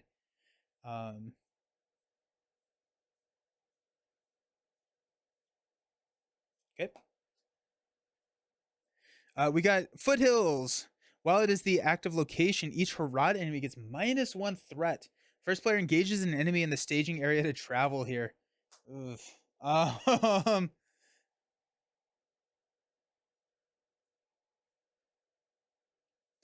So that's 6. So we do place 1. Let's go. We quest successfully, so we get him money. Okay.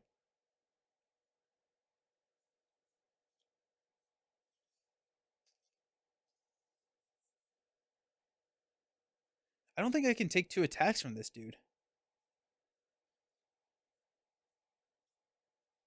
But I think I would like to travel here.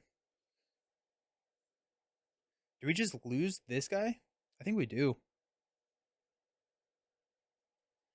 Or no, I'm not gonna take the attack. Okay, let's stand up. Yeah. Draw into the shield. Alrighty. Pass out some money.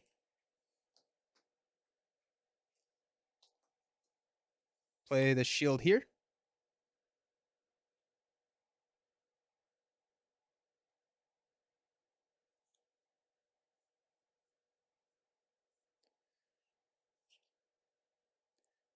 I think there's a world in which we play Gandalf to kill the soldier. Because if we don't, we're pretty much. I don't like losing one to the soldier, but a turn 1 soldier is pretty tough. Turn 1 soldier is hard to. But I think the Gandalf play is a better right now for card draw. I think if we can use Gandalf for card draw, then we feel a lot better because we need an Elven Light. I do have 3 Elven Lights in there. We'll lose this. We'll plan on engaging whatever comes out by traveling here. So with that, we're not actually going to play any cards. So this will go here under the Black Gate. I'm going to reveal an Oliphant. Aha! That's fine. I mean, it's not fine, but it is what it is. Okay. So we've got 3, 6, 8 showing. We're going to go 1, 2, 3, 1, 2, 1, 2. We're probably going to use Elrond Councils here. We're going to be able to defend with Baragond. I kind of want to leave Glorfindel around so that we can start throwing damage on the Oliphant. So we're going to go 7 to 8. We're going to flip into the Hills of Ithilien. While it is the active location, after a player engages a Harad enemy, deal 1 damage to that enemy. That is nice, but I think I'd rather get this 3 out of the staging area. Let's go ahead and play 2 copies of Elrond's Council. Reduce our threat by 1, 2, 3, 4, 5, 6, and increase our willpower by 2. So we got 2, 4, 10. So we increase our threat by 1. We're going to travel here, which will engage the Oliphant, and then we have to exhaust each ally we control. Okay. I'm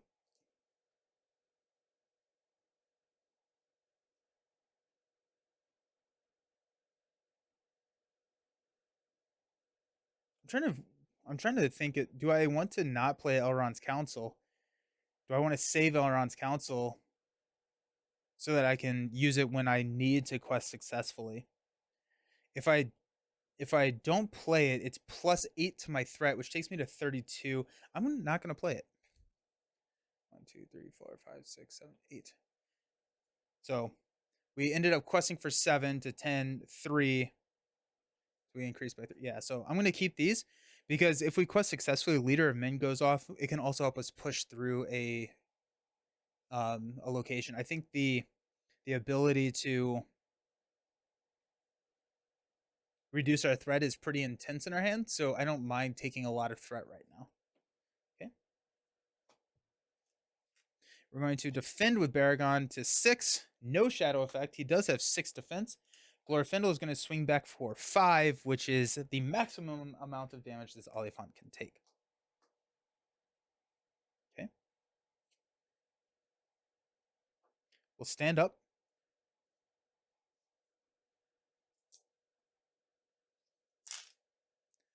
Increase our threat to 33. Draw into Elven Light. Now Now we're here. Alrighty, let's go. Alrighty. Let's go ahead and trigger Arwen's ability to discard Elven Light, which will give Arwen a resource. Then we're going to spend one to play Elven Light from our discard pile to draw a card, which is an Elven Spear. More discard cards. Let's go. We're going to throw Elven Spear onto Glorfindel. Okay. Now we're cooking with gas. Yes, we are, Canadian. Let's freaking go. Let's go ahead and spend and get the scout out there.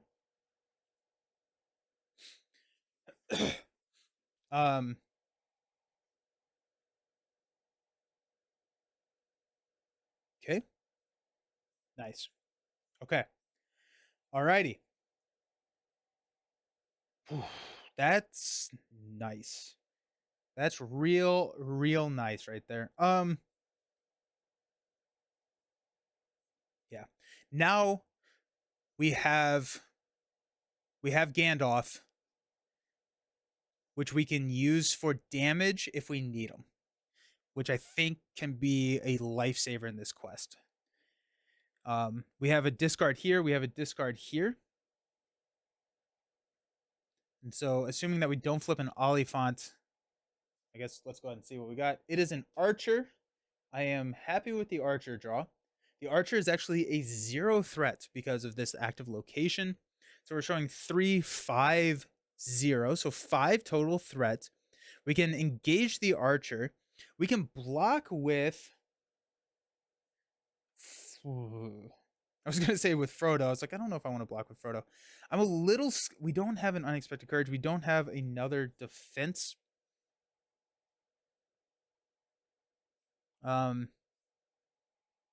Yeah, the Oliphant is tough.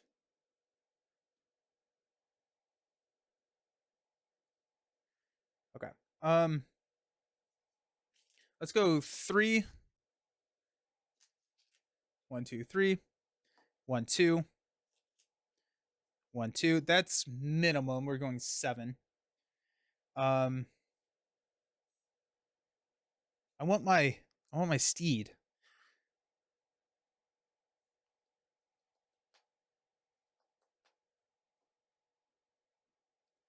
We may chump block with this scout with the Archer. I think we will. I think we have to. Well, there's not a plus to attack, so we could take the attack undefended on Glorfindel, use our boon card to heal him later. The archery gets to be an issue if we do that.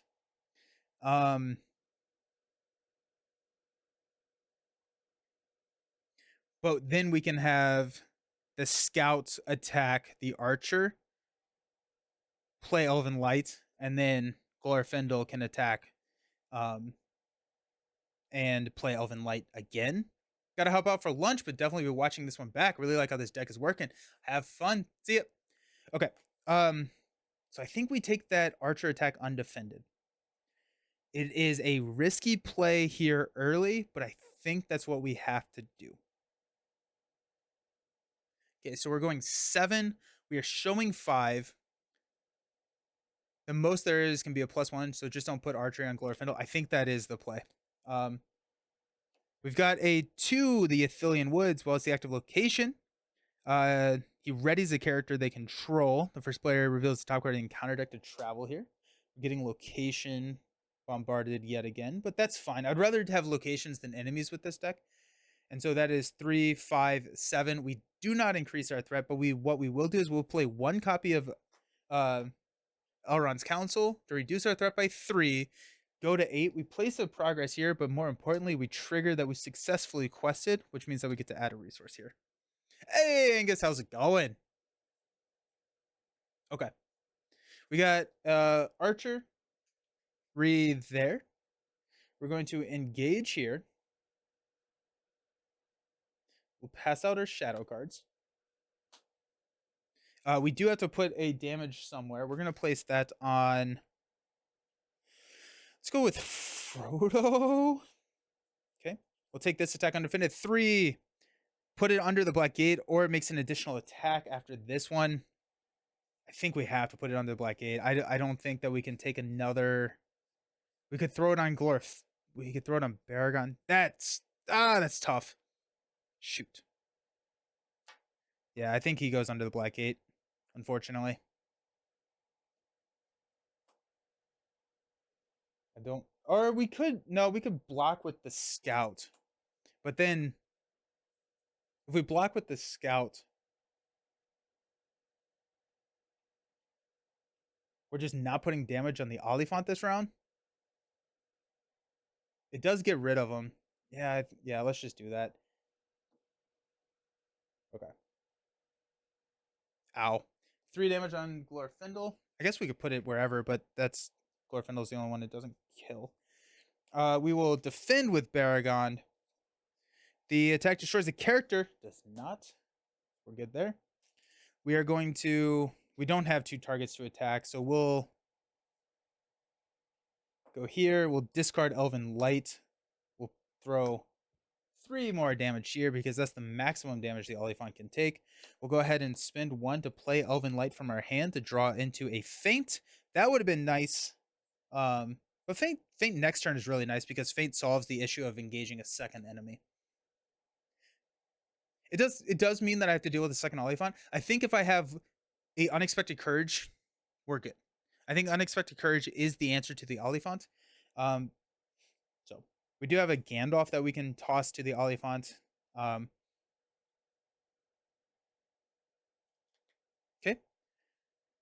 We will increase our threat to 31. We will stand everybody up.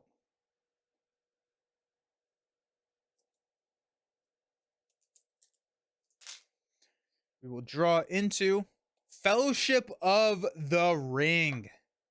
That's nice. That's nice. Let's go ahead and spend 2 to play Fellowship of the Ring. So after a character is destroyed,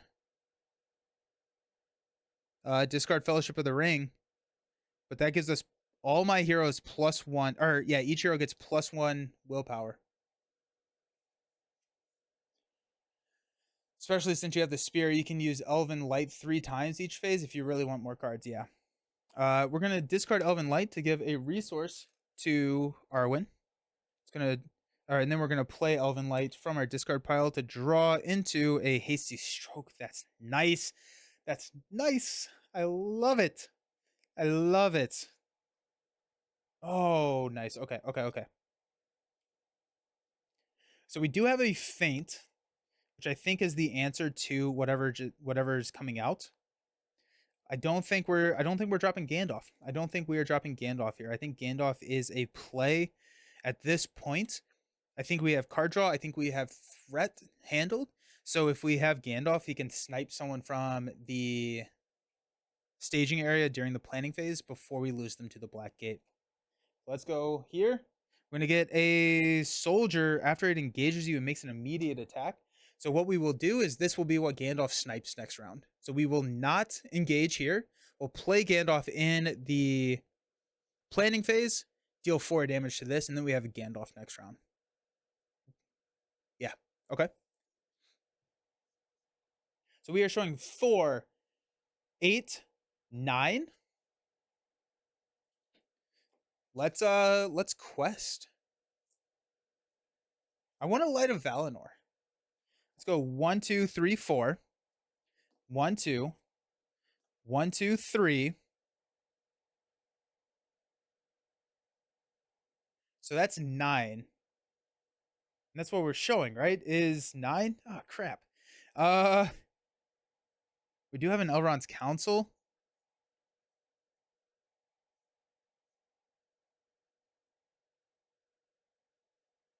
I want Elrond. I want my light. I want my Light of Valinor. I feel like we have to leave Glorfindel up. If we quest with Glorfindel, we guarantee that we don't guarantee, but we're most likely going to succeed. I think our resources are okay right now. Our threat is okay right now. If we flip a treachery card or something that does not add threat, we have a Light of Valor or an Elrond's Council, which we can succeed with. I think we're just gonna go 9 to 9. We're gonna flip into a Hills of Ithilien. Now I want a Northern Tracker. Okay, so we'll increase our threat by 2. and we'll move into encounter phase. Okay, so we will defend with Baragon. So it's 6/6. Shadow card, no shadow effect. We will attack with Glorfindel. We will discard an Elven Light.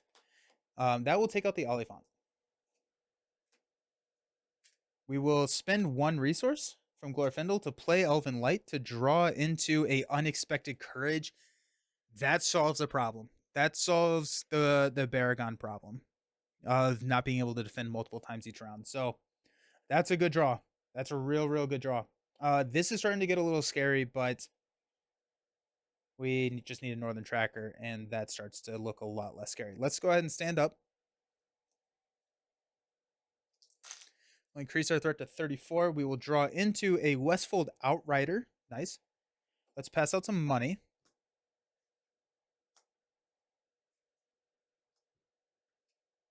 Nice deck, working good so far. I'm liking the path. We're gonna discard Elven Light. We're gonna play Elven Light to draw into a Ravinian Outrider. Excellent. Yes.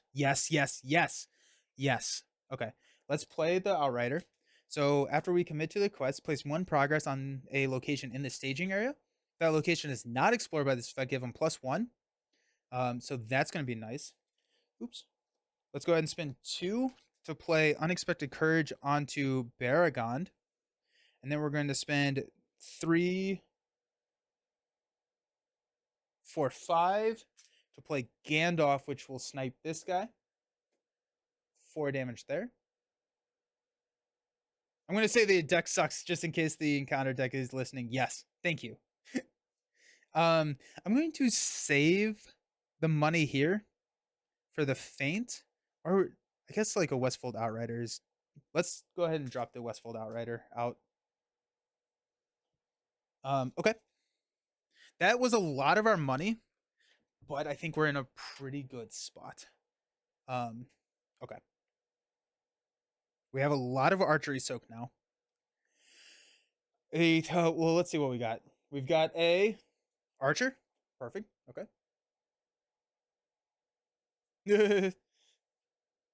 So I think Gandalf is going to be used to quest. So let's 1, 2, 3, 4. 1. We're going to place a progress on this one because that's going to clear the fastest. 1, 2. 1, 2, 3. 1, 2, 3, 4. So that is 14. We are showing 2, 4, 6, 11.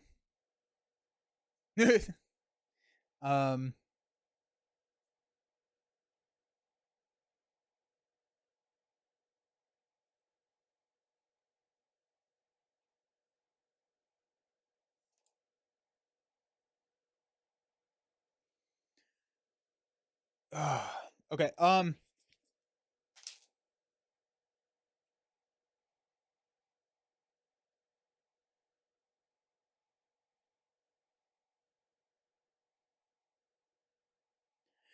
Okay. If we have 2, 4, that's not enough to take out the archer. We do need Glorfindel.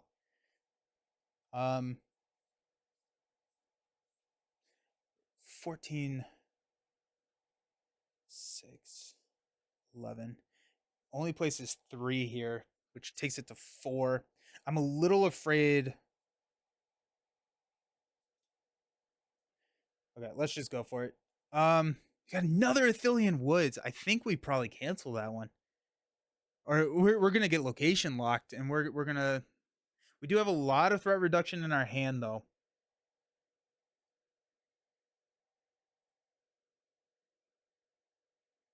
Oh, we can't cancel it. We don't have any resources. Okay. Oh, jeez. Okay, so this is 2, 4, 6, 8, 13. We quested for 14, so we place 1 there. I need a Northern Tracker. I think if we don't draw a Northern Tracker here soon, we lose this game. We're just gonna get locked from locations. We do have this Outrider, but if we can get a tracker, we do successfully quest. Alrighty, so we're gonna throw archery on Gandalf. Engage damage to Gandalf. We are going to defend with Baragond against a 3 attack. It gets +1. If it destroys a character, it does not. And then we will attack with Glorfindel, discard Elven Light. I actually think that's 3, 4, 5, 6, which is enough to take it out by itself.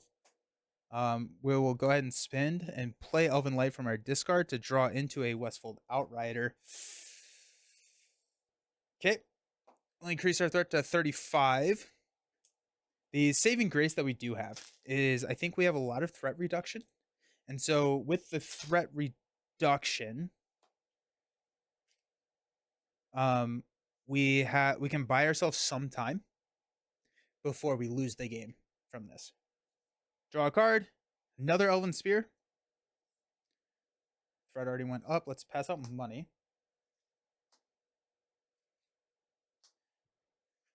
Okay.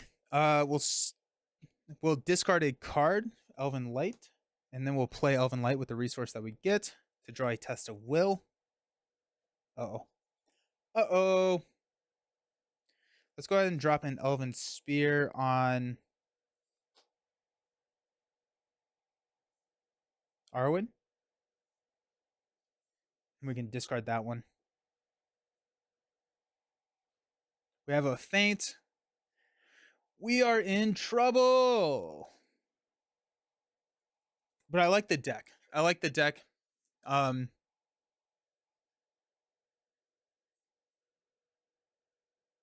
like the deck. I don't think we're playing anything. And we're just going to go up to 6. We're going to see an Oliphant. Not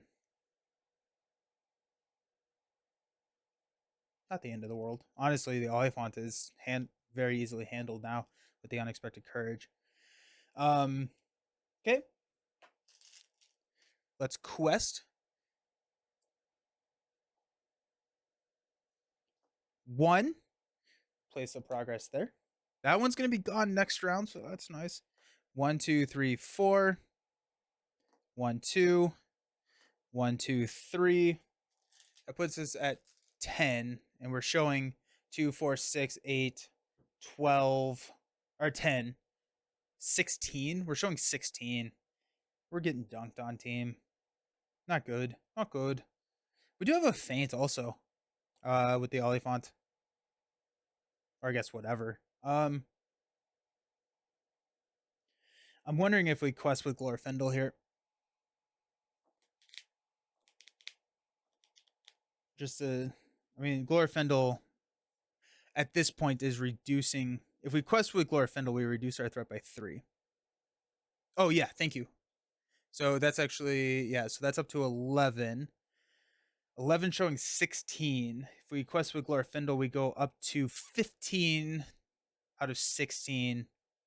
We don't have an option to succeed.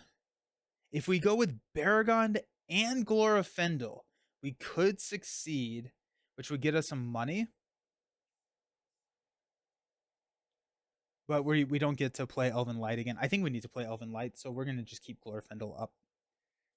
Okay. And we're going to save the feint. Okay, so 11 showing 16. Either place the lowest threat Harad enemy in the staging area face down under the black gate and reveal an additional, or each enemy in the staging area makes an immediate attack against you. We will go ahead and do that. We're going to block with Baragond, so it's going to be 6. Discard a non-objective attachment you control. It's going to be this Elven Spear. Okay, cool. We increase our threat by 5. 1, 2, 3, 4, 5. Because we unsuccessfully quest. We will engage the Oliphant, which will exhaust both of these. The Oliphant will attack. We'll use the Unexpected Courage to stand up. Going to attack for 6. Discard 1 random card from your hand. Honestly, that could get rid of Elven Light. And there's really nothing in here. I mean, Galadriel's Greeting, but 2, 4, 6, 7. So we'll just shuffle.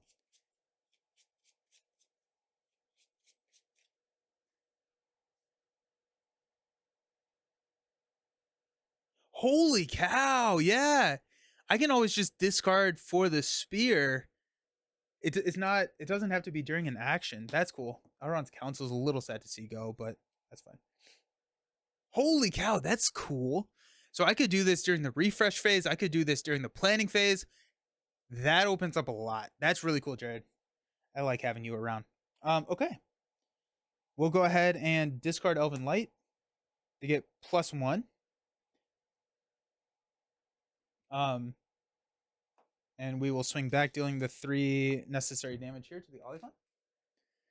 We will go ahead and spend 1 to play Light of Elven Light from our hand, which is a Knight of the Swan.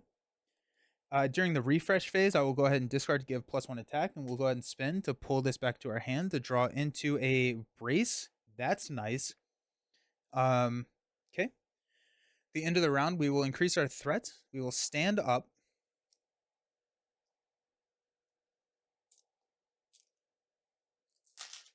Pass out money. Draw into. There's the Northern Tracker team. There is the Northern Tracker. Yeah, we'll discard Elven Light from our hand to give +1, and we're going to spend 4 to play the Northern Tracker. We're going to use Brace to heal up to 2 damage, add 2 resources to a resource pool, draw 2 cards to reduce a player's threat by 2. We're going to add 2 resources to Arwen's pool and draw 2 cards. Gandalf and a Northern Tracker. So we got another copy of Northern Tracker, which is kind of cool.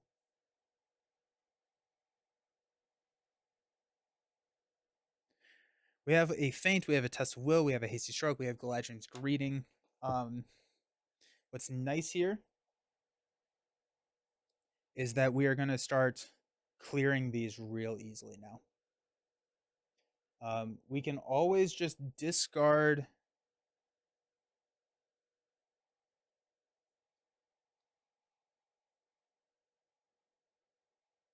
I'm like trying to think if I want to actually play Elven Light from the discard pile right now. What could it get us? I think we need the money more than we need anything from our deck right now. Because next turn we can play a second copy of Northern Tracker.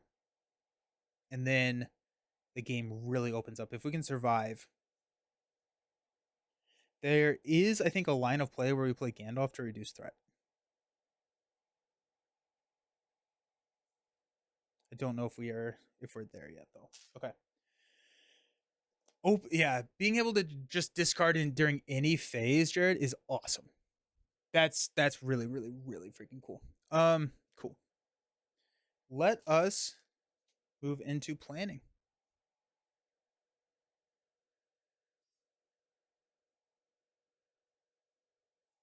Are we about to lose the game actually? Do we need to play Gandalf right now? Let's go ahead and play Gandalf. I think that's the safe play. Yeah, I think playing Gandalf right now is the safe play because we can reduce our threat by 5, but I'm afraid that we are going to lose to threat depending on what we flip out of that that encounter deck. The other option is if we flip the one that deals 4 damage or immediately attacks, which we could soak that in. I don't want to soak that into a Northern Tracker. I don't really want to soak that into anything actually.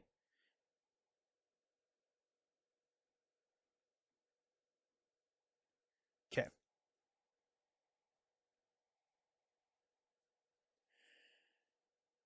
We're showing 2, 4, 6, 13 plus whatever shows up there, plus whatever comes there.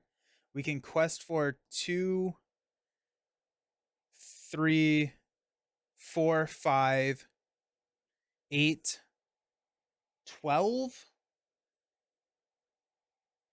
I think we drop Gandalf out. I think we drop Gandalf.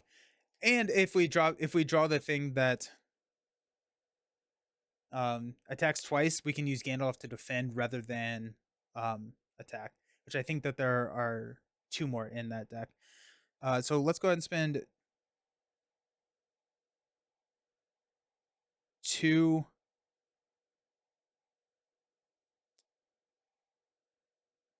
We're definitely spending 2 from Baragon. 3, 4. Now we're trying to figure out if we want to spend 1 from Arwen. If we spend 1 from Arwen, we cannot play another Northern Tracker next turn. I think I would rather play the Northern Tracker than have the ability to cancel that card. So let's spend it from Frodo. We'll play Gandalf. After Gandalf enters play, we're going to reduce our threat by 1, 2, 3, 4, 5. Down to 36. Now we will flip into, yes, it is the one that's going to attack twice, so we'll use Gandalf to block that. We go up to 7 there. I think there is one on the Veach under the Crossroads. I might be thinking of last game. My read is the same. I think the last 2 here are a Oliphant and a Archer. Okay, so this is 1, or it's 2, 4. I guess it doesn't matter. Let's just start committing things. But I think we're gonna have to use Gandalf to defend that attack.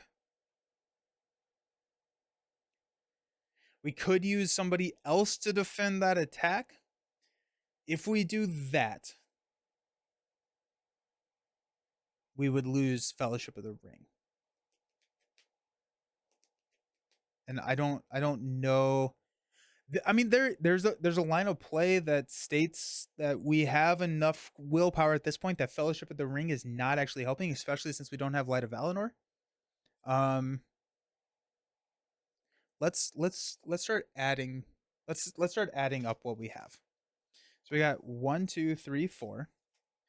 We've got 1. We're gonna place a progress on this guy, which is not explored. So 2. I'm gonna go Northern Tracker, which is going to go 1 to clear this one, and 1 here.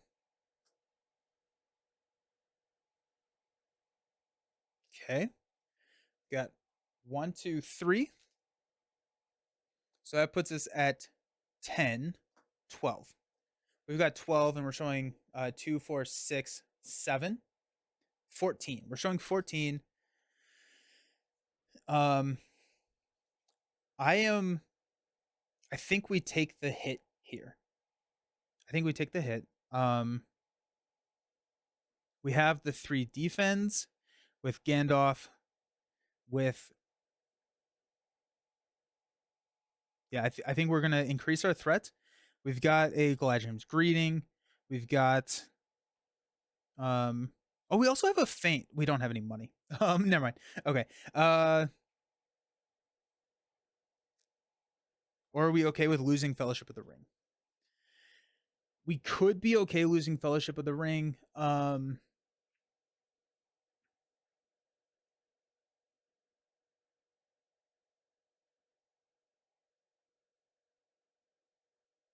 We also don't know it's flipping. So if it is another enemy, we can lose 1 more. This is tough. I think we take the threat hit. We have -6 in our hand. We have -12 in our deck. No, we have -15 in our deck. And so I think there's a world in which we're good. Okay. So we're gonna use Gandalf to defend. We're going 12 to 14. We're gonna flip into a Man of Harad. This surges archery 1. Then we have to discard a 1 random card when it engages us. Surges into a captain, and that's probably going to be a game end right there. Unfortunately, I mean, right? I mean, okay, no, not necessarily. So we can optionally engage a enemy. If we optionally engage here, then we have to engage all of them. If we optionally engage the Man of Harad, we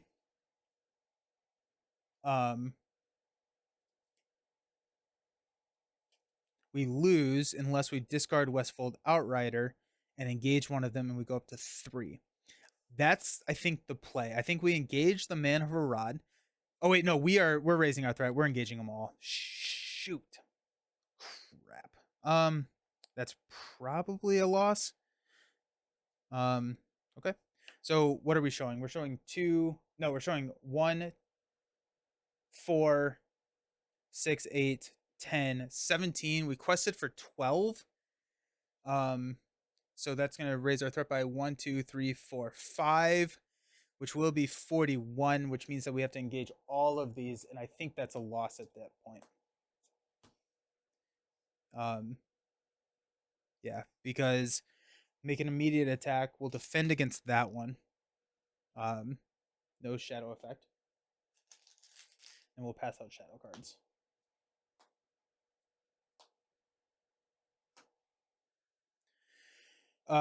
We will actually no. We're fine. We're fine. We're just gonna lose Fellowship of the Ring, and we're not going to really deal any damage back, which is a kind of an issue. But after he engages you, discard 1 random card from your hand. We also have Archery, which we will throw onto Gandalf.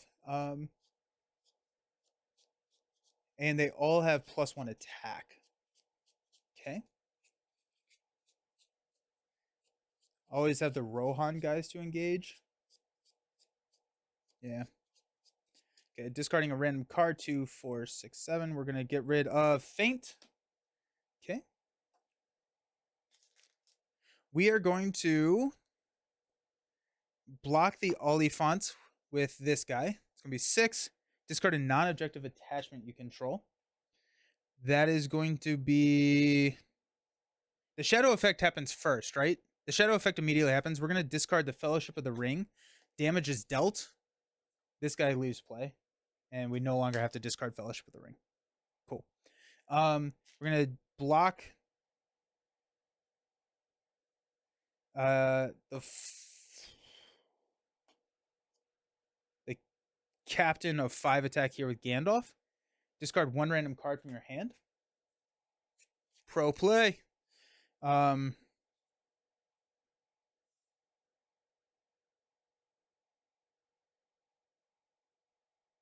Do we hasty stroke this? If we lose Gladrun's Greeting, we're in trouble. If we lose hasty stroke, or if we lose Northern Tracker, we're in trouble.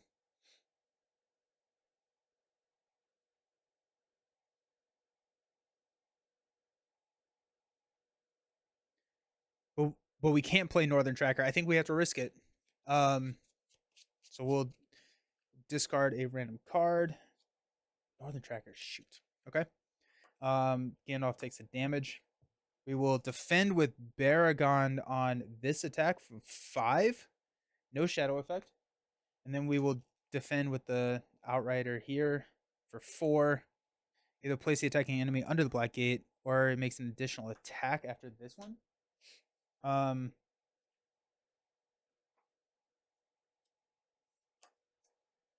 It's the one that we could probably kill. There we go.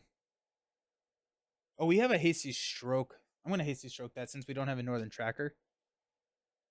Then, dude, that Surge Train was insane. Okay. We have Glorfindel swinging back for 3, 4. I'm going to toss a Westfold Outrider is uber dead. Toss a Knight of the Swan and take this guy out. Okay. Increase our threat to 42. Gandalf goes away. Stand everybody up.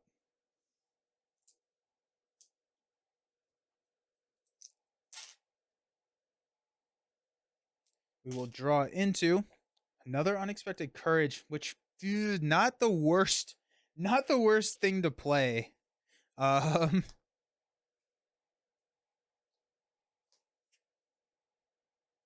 Because then we can just have Baragon defend all three of them. We're going to have to. No, we don't have to engage with. If that's an Oliphant, we lose it. We toss it. If it's an Archer, which we did have archery one. I put that on Gandalf last time. Okay. Okay.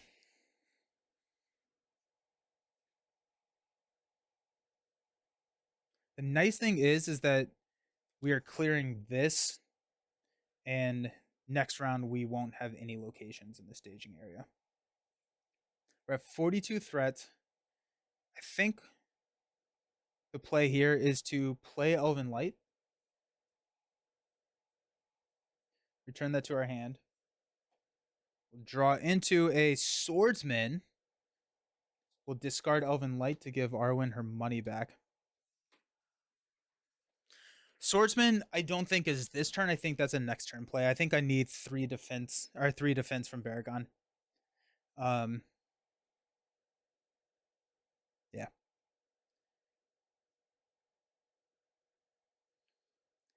I think I need 3 defense from. We have to lose the Oliphant. We don't have to. I think I need the Unexpected Courage more so than I need the Swordsman right now. The Swordsman, we're only going to be showing 8, 12. We're showing 12 in the staging area. Plus 2 cards. If it's the Archer, it's plus 0. It has to be the Archer. If it's not the Archer, I think we're in a lot of trouble. Well, if it's not the Archer, we just lose with the Oliphant. We're at 42.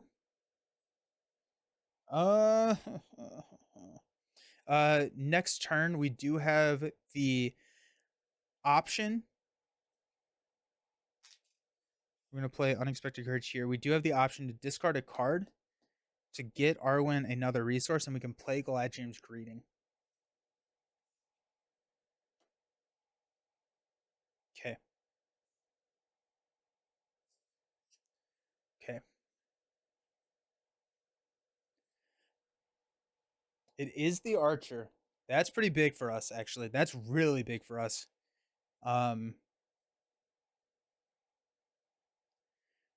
Next turn, we can play the Outrider and then engage the Archer. So we don't even have to defend against that Archer this round if we don't want to. I don't think we want to. I think we leave it in the staging area, and we just sack 2 resources to engage it next turn. Okay, let's do this. Let's do Outrider. We'll place a progress there. And it gets 2. Northern Tracker. We'll clear here. We got 3. 1, 2, 3. 1, 2. 1, 2. That's showing 10. And we are showing 2, 4.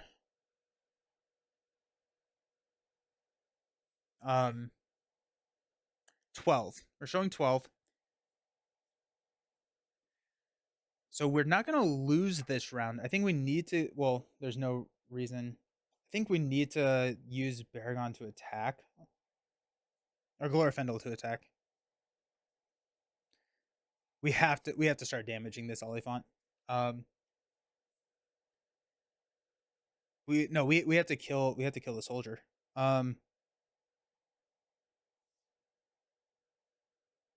We have to kill one of them at least.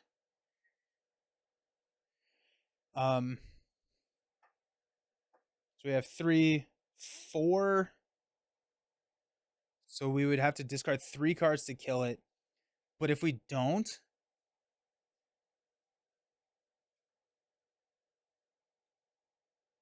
I mean, we just have to go for it. Okay. We're at 10. We're not questing with Glorfindel because we need the damage more so than we need the quest power at this point.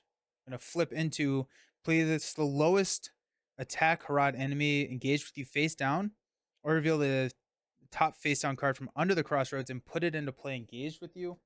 That would be an Oliphant. Um,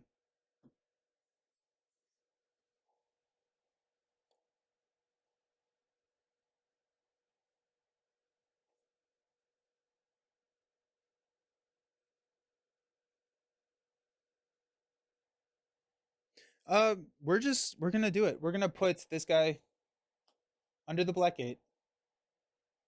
Puts us in a really dangerous position. We do have a test of will in our hand, so as soon as the archer will come down. Oh, because we're that's fine. That's actually fine. I'm fine with that now because now we only have 3 defend. But good call. Thank you. My incompetence saved us yet again. Okay. Let's throw an archery damage onto the outrider. We will engage here. Good thing that enemy escaped. Yeah. Yeah, that worked out. And we'll throw 1 more damage. Probably on Baragon, honestly. I mean, he's pretty much tanking everything at this point. Steal out shadow cards. But that means that we can use our Westfold Outrider trick on the Oliphants in a future round. So we'll flip.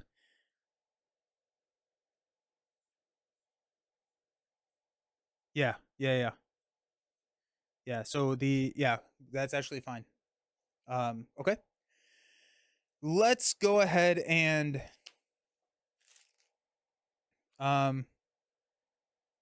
we will defend with the defend the Oliphant. It's gonna be a 6.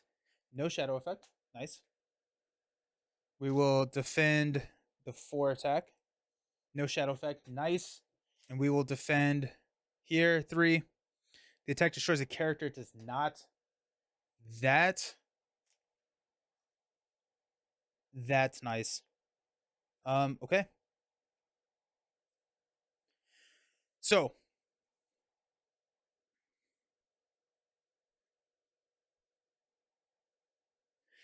we're attacking for 4 base and we can discard cards. So if we discard 2 cards, we can take out the archer. I think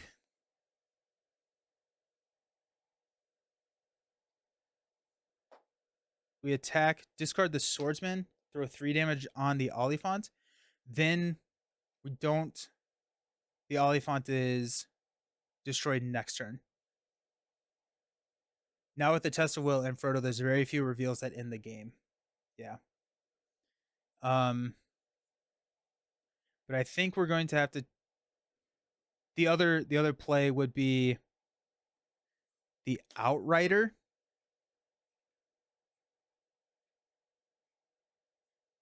Oh wait, no, we don't have to because our threat is 42. This is 44, so we're actually attacking for 5. So that does put 3 damage on him. Okay, no, we're good. We don't even have to discard the card. Whew. Okay. We will increase our threat to 43. We will stand up. We are about to be out of these locations, I guess, in the staging area. We're going to play our Westfold Outrider, probably a Galadriel's Greeting, so that we can engage the Oliphant and not have it attack this turn. I think that's our play. So we increased our threat. We're going to draw into another Galadriel's Greeting. That's nice.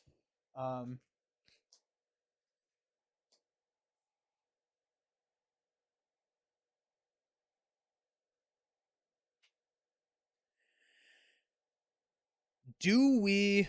Okay, so we're going to go 2 to play the Outrider. We are going to... I think we tossed the Swordsman to play a Greeting.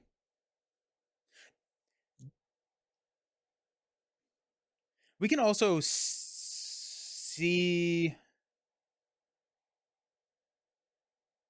We can also see what this card is before we do that. Those are all actions. And so if we are able to quest successfully, we can hang on to the Swordsman. We don't have to get rid of it. And then we can save our questing power for the future. Because these will be gone. We're only showing 9, 11 in the staging area.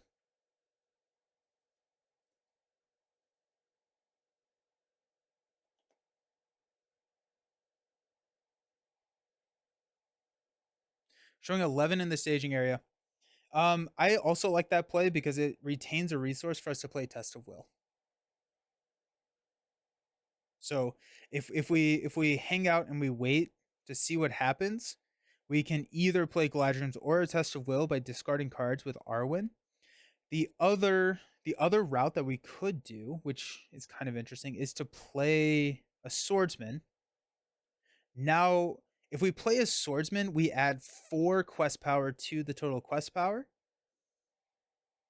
which is not insignificant at all, actually. Is that the play? Do we play the swordsman here?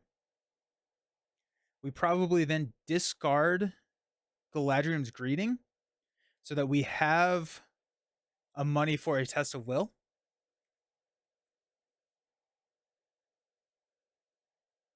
I think I play the swordsman. I think so because I think that gives us enough quest power to not lose the game off of threat. And the worst thing that happens is we engage the Oliphant. In which case, we probably lose a hero if we do that. If we have the swordsman, we'd be at 3, 4, 5, 6, 9, 11, 14. We have 14. We'd be showing 11. So as long as we don't flip a 3,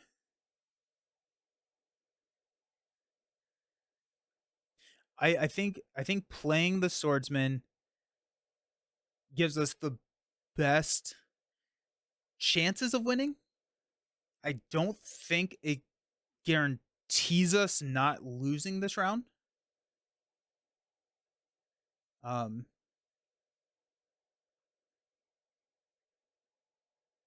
we could quest with Glorfindel.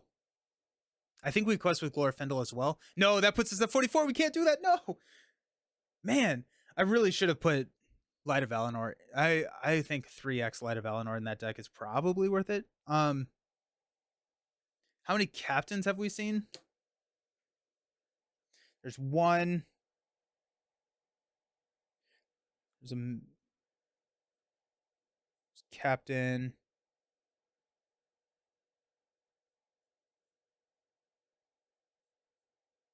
Two. How many are there?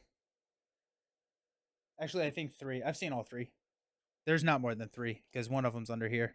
Yeah. So I've seen 3.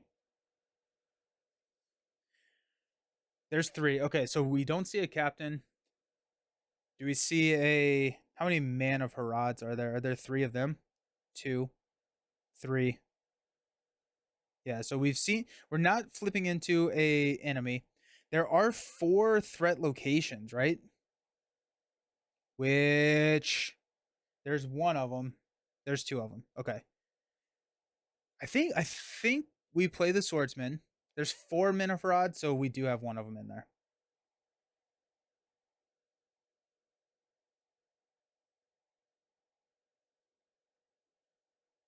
2, 3. So there's a Minifer Rod in there. Was one under the Black Gate? I don't think so. I think it's an archer, soldier, and a captain.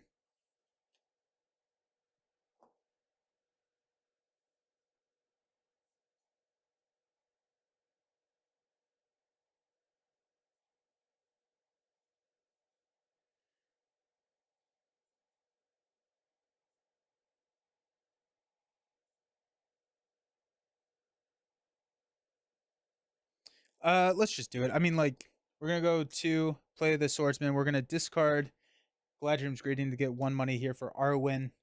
So we have a Test of Will ready to go. We have Frodo.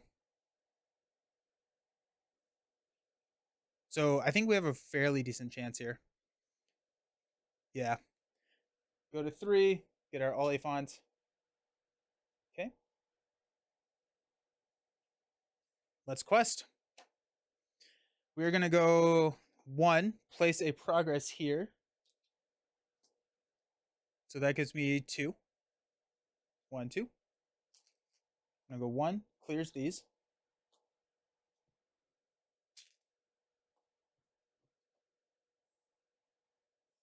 So that's 3. 1, 2, 3. 1, 2, 3. 1, 2, 3. 1, 2. That puts us at 14. We are showing 12. Wait. 9. No, yeah. We're showing 11. We're showing 11.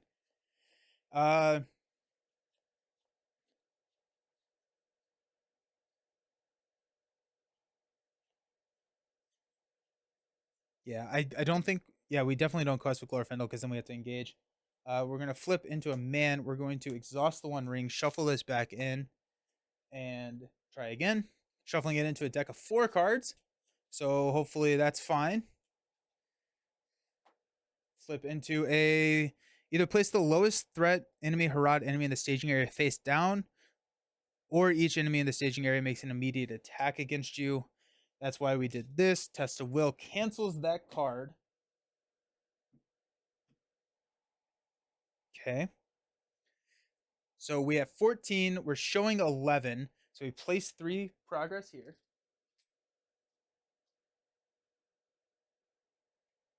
Okay. Pass out shadow cards. Oh, and we're gonna discard. We're gonna discard Galadriel's Greeting then. But I mean, like, I think at this point we're kind of in rush, so it may not be the worst thing in the world. All right, let's go ahead and defend against the Oliphant here. Discard 1 random card from your hand. That's going to be Galadriel's Greeting. Okay. When we're ready, we're going to defend here. Attacking enemy gets +1. Does not destroy a character. And then we will defend the last one here. Place the attacking enemy under the black gate or makes an additional attack after this one. We will take the additional attack. It's going to be 3. So we're losing a hero.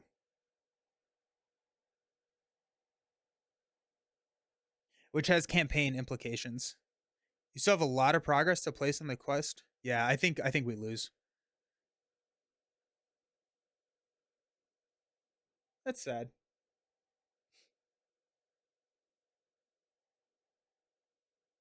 Yep.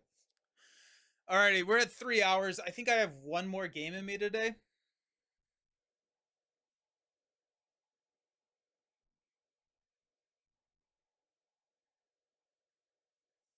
Yeah. Okay. Let's try this one more time today. What are your thoughts on playing through the saga using campaign? I think not playing a campaign style, you probably lose a lot. This is a tough quest.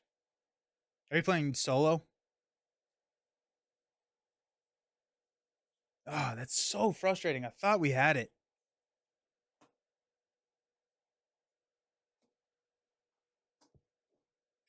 Ooh.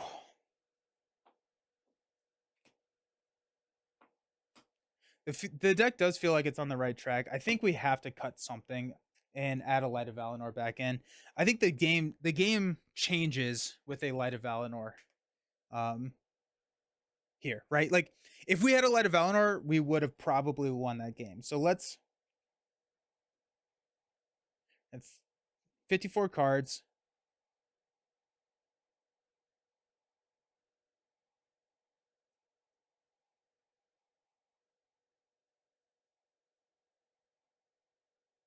I think we're cutting out Knights of the Swan. We have not. I don't know of a time I would have played them. Fellowship of the Ring worked out. Stargazers plus Light of Valinor. That is true. Stargazers would help a lot. I'm really scared of what we would take out, though. I don't think we need steeds. I don't think we need steeds. I had enough ways to discard cards. I think I had more ways to discard than I had ways to pay for Elven Light. So let's cut out the steeds. I think that puts us at 50. If we go Stargazer, if you had 3 willpower every round, there would have been 27 extra willpower, plus however many rounds you had Fellowship on the table. Yeah. Yeah. I think that changes the game a lot. It was so close. That was so close. Okay. I think brace is the brace is a better call than the additional resource. It says 2, 4, 6, 8, 10. 2, 4, 6, 8, 10. 2, 4, 6, 8, 10. 2, 4, 6, 8, 10. 2, 4, 6, 8. Oh. Okay. So yeah, I'll grab 2 stargazers and be at 50. Sweet. Okay. Okay. Yeah, I do like. I think taking the extra resource is more significant when playing. I totally agree with you there. I do like having the stargazers out. They're only 1 health. I wish that. Yeah. Well, I feel like that's that's an easy thing to say. I wish all the characters I had more health. But yeah, we got this, team. 2, 4, 6, 8, 9. Yeah, I don't think there were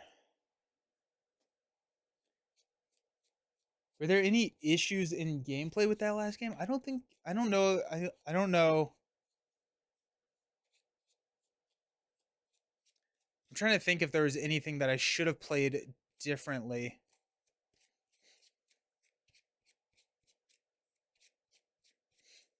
I don't think so.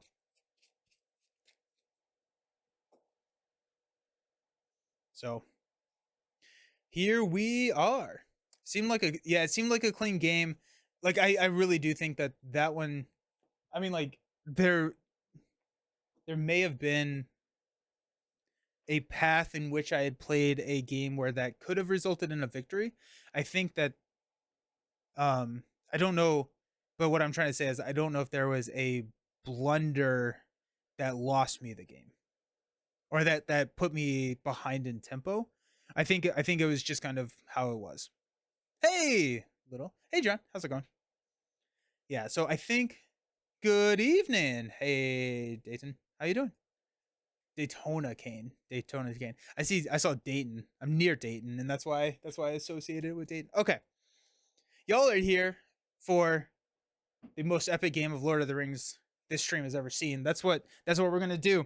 We are going to, and this is gonna be awesome. Check this out. We are gonna get a Light of Valinor. We are going to get an Elven Light. We're gonna get a shield. Is there? Do we run the keeping Gandalf to kill the enemy that makes an immediate attack? But you need it to reduce threat. Yeah, that is a good point. So question before we start. Threat was an issue. So was questing. I think we keep the one Overhill. Just remember you stream on Twitch too. Yeah. Hey Little, how's it going? I think we keep the Overhill Underhill Gandalf in there. Because I think, well, I don't know. Like, would playing the Overhill Underhill Gandalf, it could get us out of, I mean, like, I don't know. That's interesting. Do I switch it back for another core set Gandalf?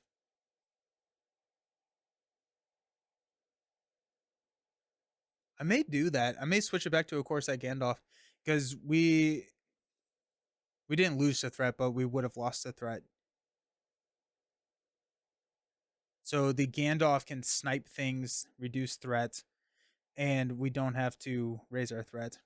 I would say yes, more answers in one card. Just got back to play Marvel Champions. I'm trying to think of how many kinds of aggression Spider-Man decks are possible with all the cards. Still kind of bad at making decks. Dude, yeah. There's so many crazy combos these days with everything that we have. A lot of cool stuff. You raise quest threat from underquesting a few times, so 6 in one hand, half a dozen in another. Use whichever Gandalf feels best. Yeah. We did also randomly discard a Light of Valinor, which was we randomly discarded a Galadriel's Greeting, so we lost 9 threat reduction. Just based off of random discards. Let's try it. I've never played him. I don't want to cut him without not playing him because, like you said, right? We also would have had probably less enemies on the table if we had that Gandalf because we would have had 4 more attack and we would have been able to take him out. So yeah, yeah. Spider-Man aggression. I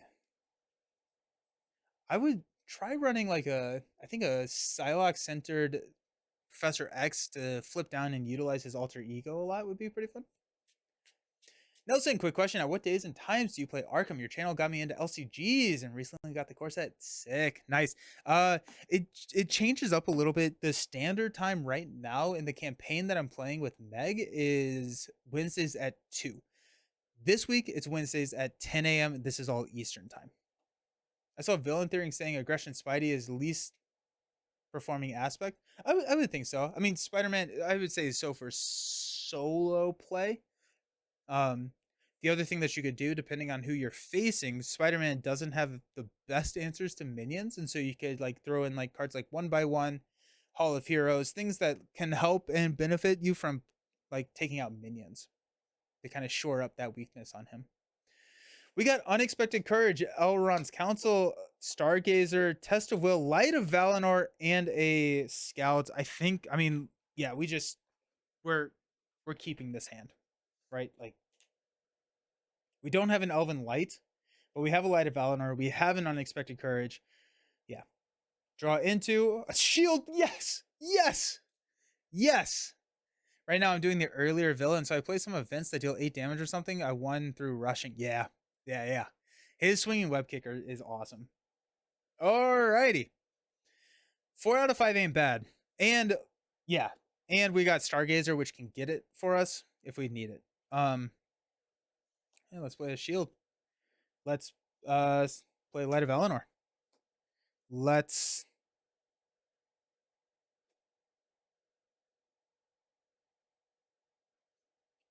I'm going to discard the Scout to give a resource. We're going to spend this to play the Stargazer. I'm going to use the Stargazer. I get to look at the top 5 cards in my deck and rearrange them in any order. There's an Elven Light. Let's go. Westfold, Unexpected Courage, Elrond's Council, and a Swordsman. Holy cow. Let's cook. So let's go Elven Light first. I want to draw that so that we can start drawing more. Probably then into a Elrond's Council, because we're not going to have the money to play the Swordsman next turn, considering we're probably dropping a Unexpected Courage. And questing is not as big of an issue now that we have Light of Valinor onto the table. We do want another Unexpected Courage soon, because once we have that, we're feeling real good. But I think I want to go Swordsman first, then the Unexpected Courage. There is an argument, I think, to go Westfold Outrider, so we have an answer for any of the. I think damage is what we're lacking right now. Yeah. So we'll draw Elven Light. We'll draw Elrond's Council. We'll draw the Outrider. Yeah, we'll just. Oops, sorry about that. We'll just draw the Outrider. And then we'll be able to play the Outrider next turn, which will help us with our damage. All right, excellent. Flip. The first card is a Archer. Where do I put my dice? We got 1 there. So we are showing 2. Let's Oh, I forgot about Leader of Men. Let's go. Alrighty. So we've got. Nope, we don't have to exhaust. 1, 2, 3. 1, 2, 3. 1, 2. We're putting 8, showing 2. We're going to flip into Hills of Ithilien. Deal 1 damage to that enemy whenever we engage an enemy. I like it. I really, really like it. 2, 4, replacing 4 here. I'm back. Did I have to change the deck a little bit? I changed it a little bit. I took out the what did I take out? Oh, I took out the steeds. I took out the knights and I added the stargazers and we're back down to 50. But the start here feels really good. Also, let's fix our threat. I think it was 29, right? Oh, that was fun. Nice. Okay. So we place 4. Let's go ahead and travel here. Well, archery 1. Glorfindel. We will engage. Glorfindel. We'll go ahead and defend with Baragon. It's going to be 3. No shadow effect. Then we've got a attack of 3, which will throw 2 damage there.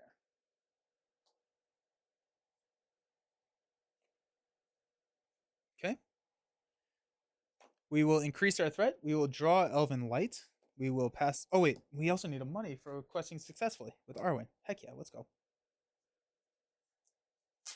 Okay. We will discard Elven Light to get a resource. We'll play Elven Light from our discard pile to draw into the Outrider. I never passed out any money. Getting ahead of myself. We will spend 2 to play the Outrider. Okay.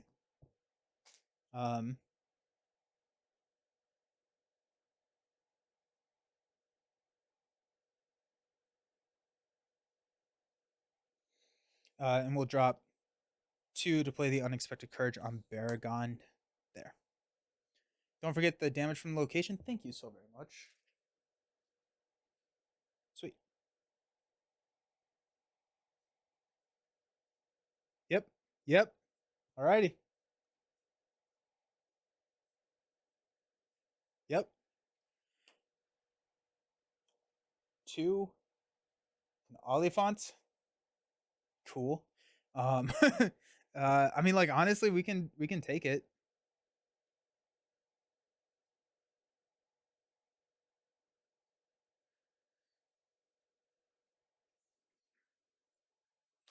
So how does this differ from Champions? Middle Earth is everything to me, and I'm thinking of getting into this game. I played the digital version and liked it. I have not played the digital version, but from what I understand, there's a pretty significant difference in the digital version and the tabletop version. Also, would you recommend after getting the core set? As it's kind of confusing on the Fantasy Flight website. I do have a buyer's guide for Lord of the Rings that is updated fairly recently with the repackaged stuff. But what I would do is I would get some of the a starter deck or 2 that you would prefer. So they have 4 starter decks, and then I would either, if you're a huge Lord of the Rings fan, I would suggest trying the Fellowship of the Ring box, which is going to allow you to play through the events of the Fellowship of the Ring.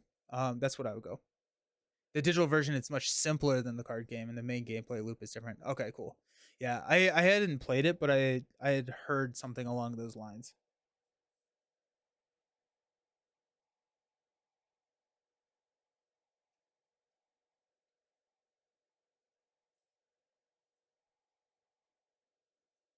Yeah, so starter decks, and I would probably recommend Fellowship. If I think it's a little bit more content, it's also more expensive, but it's the I would say it's the easy or not the easy, but it's their own created story. There's the Agmar Awakens cycle. Um, it's awesome. I love this game so much. Are we going to engage as Oliphant? Or are we going to lose the Oliphant?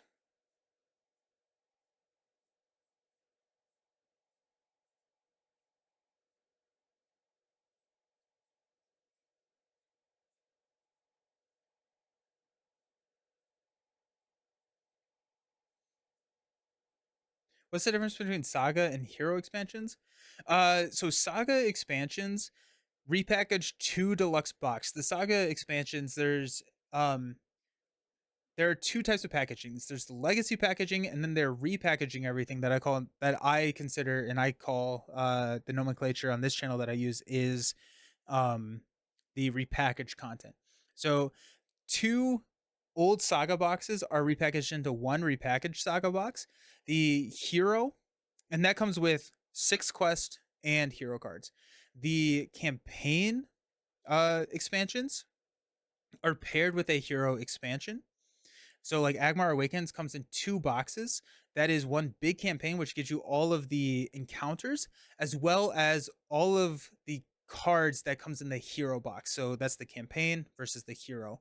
I would get both of them if you're going to buy into a cycle.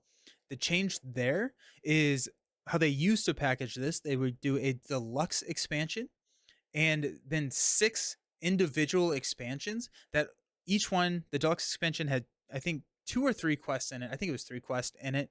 And then and hero cards. And then each small, it looks like a Marvel Champions hero pack, had some cards and a quest in it. The new repackaged content takes all 7 of those products and combines them and splits out the player cards into the hero expansion and the quest into the campaign expansion. And so you buy both of those products, so it's a little bit cheaper and a little bit easier to get from all of the to get all the content there. It's also a lot easier for like stores to stock. So um yeah, so if you're going to go like Agmar, you would look to buy 2 products, the Agmar Awakens campaign, the Agmar Awakens hero. Yeah. Or if you're going Saga, there is not a hero there's not a hero version of the Saga expansion. It's just the Saga. So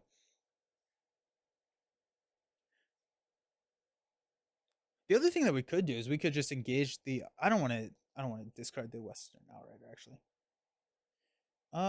Okay, let's quest.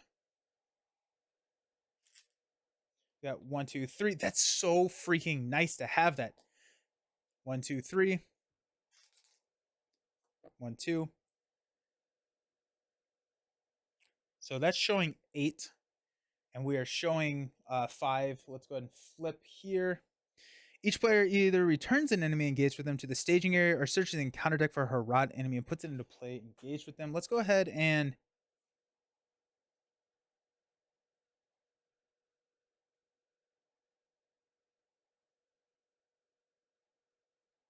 we'll put that back. We'll lose the Oliphant and we'll just engage the Harad enemy again. Okay, cool. That's fine.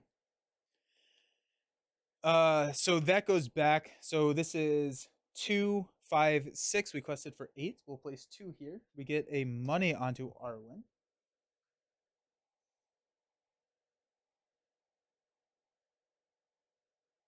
Also, the Arid Mithrin expansion just came out. I have not played it, but I trust Jared. Okay. We will then engage, or I guess we have archery. We'll throw one of them on this Outrider. We will engage here. We're going to throw it on Frodo. We got an attack, which we will defend with Baragon. It's going to be 3, no shadow effect. Then we've got, oh, this thing pings it again. We got Glorfindel to take it out. Let's go ahead and use the Stargazer. Might as well. 1, 2, 3, 4, 5.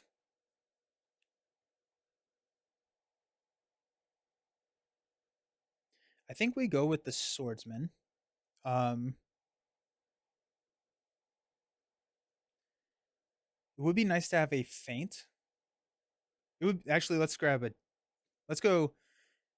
We'll grab the Swordsman and the dagger, and then these are kind of irrelevant on how they come, but that way we can drop both of those, and Glorfindel can start swinging for like 5.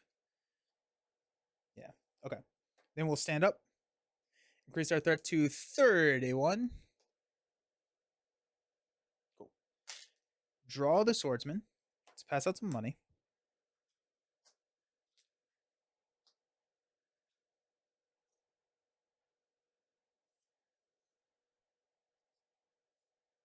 We don't engage the Oliphant here, right? That'd be crazy.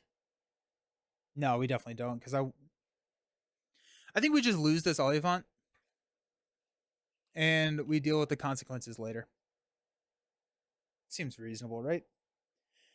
Let's go ahead and discard Elven Light. Let's go ahead and play Elven Light with the resource that we get to grab a dagger. We'll go ahead and spend the 1 to play a dagger onto Glorfindel. We will also spend 2 to play the Swordsman.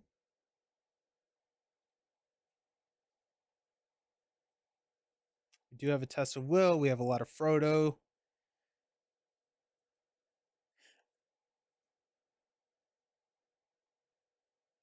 We'll toss the Oliphant. We're gonna probably have to lose one of the Oliphants, so we'll just lose this one, and then we can start getting some more quest power here. Yeah. Okay. So go up to 3. It's gonna be another archer. All right. Oh, actually, this guy's gone. I think that's the only one we're going to willingly let go, though. So we're showing 3, 4. So let's go ahead and quest for 1, 2, 3. 1, 2. 1, 2, 3. 1, 2. That's 10. Showing 4 will flip into a Hinneth Enduit. It's a trap. It's a trap. I lost the game because of this location. It's a 1 with 1. While it is the active location, skip both the encounter phase and the combat phase and ignore the forced effects on stage 1B and the Black Gate. After it becomes the active location, return each engaged enemy to the staging area. Yeah. We'll just clear that with a Northern Tracker later. So that's 2, 5. We quested for 10. So 2 and 3 goes here. I'm really liking the pace in which we're placing progress onto here. And we get a money from Leader of Men onto Arwen. So that's nice.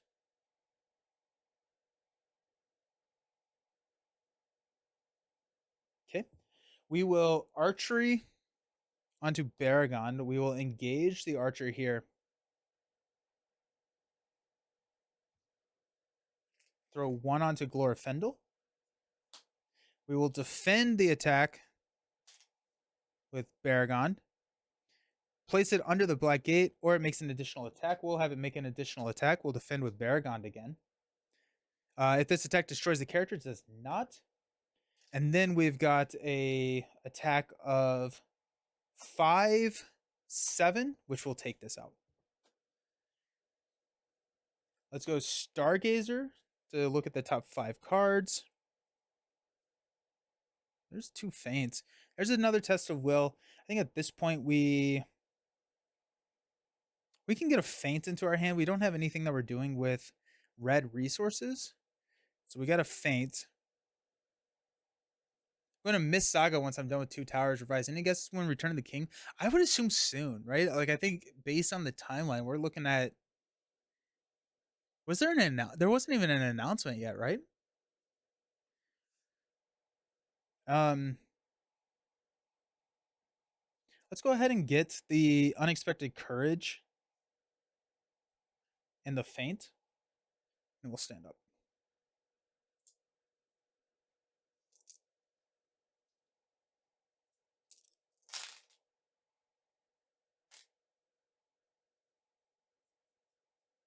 Draw a card, go up to 32. Yeah, no announcements though. Interesting. Pass out some money. Frodo's a money bag over here. Look at that. Okay. Sorry, I really like the call of this Stargazer. I think the Stargazer is... Now I just need to... Yeah, we just have to figure out a way to get more cards. We'll discard Elven Light. We'll play Elven Light to draw the Unexpected Courage. We'll go ahead and spend 2 resources to drop the second copy of Unexpected Courage onto Baragon. My guess is Return of the King is next, but it might be a couple of weeks before an announcement. Ered Mithrin just released on the 5th, so they probably want to let it sit for a minute. That's fair. Just noticed you asked about a difference between Champions and Lord of the Rings. Gameplay has differences, but it will feel familiar if you've played Marvel. Yeah. Okay, so we're gonna go to 4 here. We're gonna flip into another archer. That's a really nice tempo. Actually, I'm starting to lose my archery soak. um, that's fine.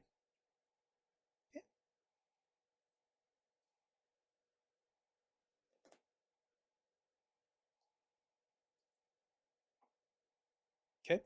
Um, let's start questing. Should be the same, right? 1, 2, 1, 2, 1, 2, 3, 1, 2, 3. Yep. So 10. 10 showing to 6. Flip into a 3. Perfect. While foothills of this is the active location, each Harad enemy gets -1 threat. First player engages an enemy in the staging area to travel here. Um, yeah. So we'll place 1 progress here. We'll go ahead and travel here. And then we will take an archery, ping, and Glorfindel, and 1 on Arwen.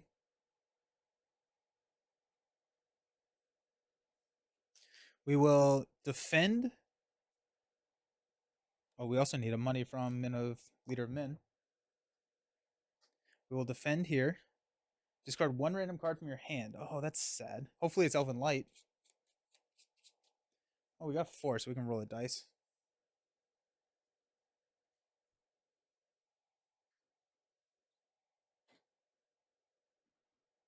4. Hey, it's Elven Light. Let's freaking go. That's hype. Let's go. All right, let's spend a resource and play Elven Light from our hand and grab a Test of Will. That worked out. Then we will use Glorfindel and the Outrider to take out there. That worked out. Alrighty. Alrighty. Let's stand up. Increase our threat to 33. Actually, let's go Stargazer during the refresh phase before we unexhaust. We got another Outrider there. A Hasty Stroke is big. I think we want to go Hasty Strokes so that we can, yeah. So at least grab 1 Hasty Stroke, and then I think a Outrider. Just get more damage output. Yeah. And we'll unexhaust. Need to find a Northern Tracker just for the hit points. It's getting kind of spooky. Yeah. Or the boon card. And we also are getting another Outrider, so we will have at least 1 soak. But I mean, that's 2 of them, right? Yeah, that's 2 of... No, that's all 3 of the archers. So, I mean, like, we have 4 Men of Harad in there. But honestly, we could probably start soaking some on Baragon. Just an option. We'll draw a Hasty Stroke there. Okay. Let's discard Elven Light from our hand and then play it to draw the Westfold Outrider. And yet again, I have skipped a phase because that's what happens because my brain goes to mush after 4 hours of Lord of the Rings. Also, we need to find something for Frodo to do. We'll spend 2 to play another Outrider.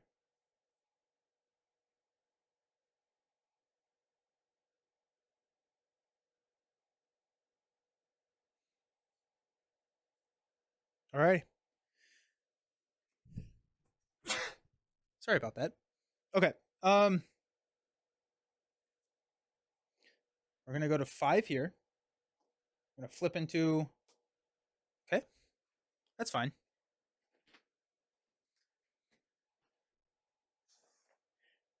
Honestly, that's fine. We've got our Baragon.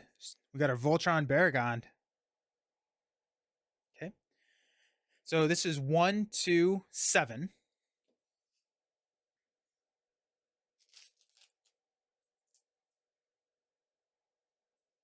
We got 1, 2, 3. 1, 2, 3. 1, 2. 1, 2. We're also we need more questing stuff. So we're showing 7, questing for 10. We're gonna flip into a Hills of Athelion. After a player engages a Harad enemy, deal 1 damage to that enemy. So it's going to show us 9. We're going to place 1 here, which does constitute a successful quest. So we can Leader of Men there for Arwen. We will engage here. We will attack. We'll defend with a Baragon for 6. No shadow effect. Then he will attack immediately again, and we will defend with Baragon. For this destroys the character, it does not. Then we've got a 5, 7, 10 to take him out.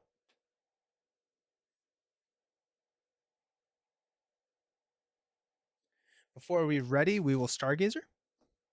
Got Elrond's Counsel, Feint, Hasty Stroke, Elven Spear. That's really nice. We're going to take the Elven Spear first, and then probably the Outrider. The Outrider is really good here as well.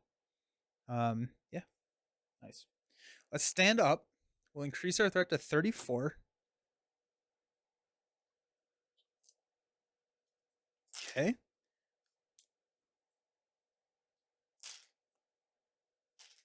We'll draw the Elven Spear. We're going to pass out money. We're going to remember the stages of the game.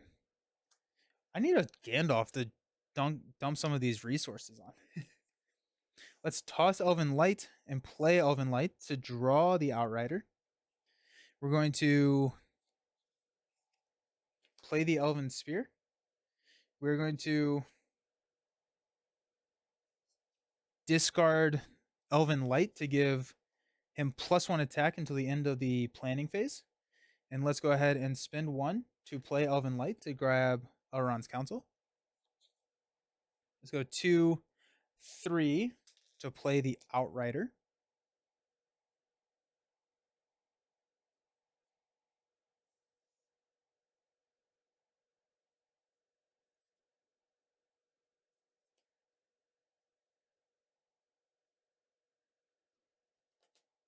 Okay. Okay.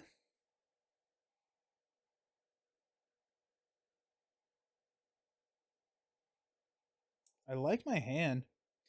We're going to go ahead and go to 6 here. We're going to flip into another soldier. I'm okay with that.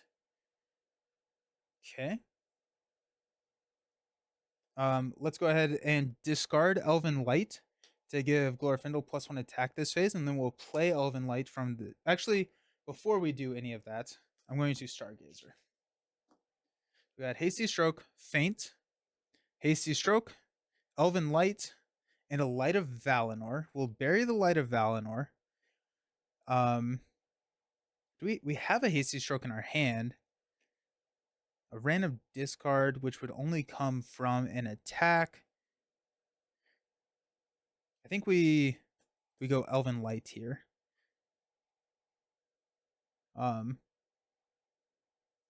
a Feint next, because we already have a Feint in our hand. So now we will play Elven Light, and we will draw Elven Light. So now we can discard 2 cards,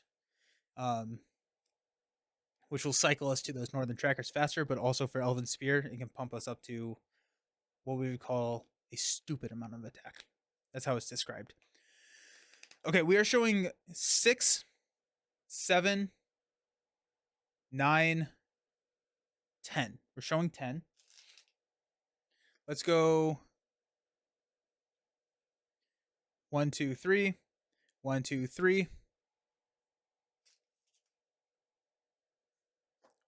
1. We're going to place a progress here, which does not complete it, so +1. 1, 2. That gives us 10. 1, 2. A stupid amount of attack. That is the technical term. Yes. Okay, so we're showing 10, requesting for 12. We do have we have 2 Elrond Councils in our hand. We'll flip into a Man of Harad. Let's go ahead and cancel this one and shuffle it back in. And reveal a different one.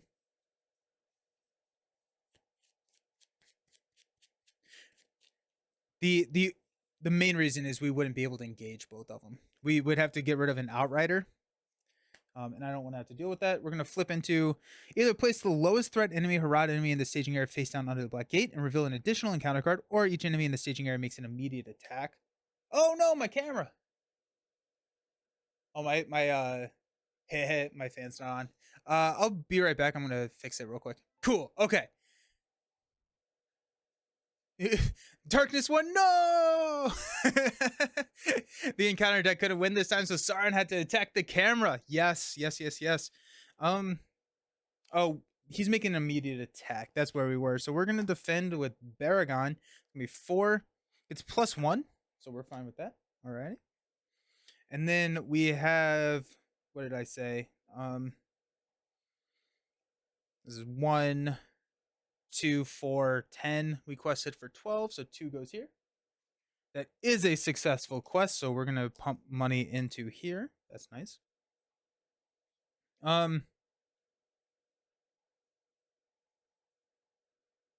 Cool. We will engage here. We'll make an immediate attack. We'll block with Baragon. 4. Discard a non-objective attachment you control. What if I don't want to? What if I don't wanna? I guess we do have a hasty stroke. Yeah, let's just play a hasty stroke. We'll cancel that shadow effect. And then we will defend the last attack here. No shadow effect, we're good. We're going to discard 2 Elven Lights from our hand for the Elven Spear.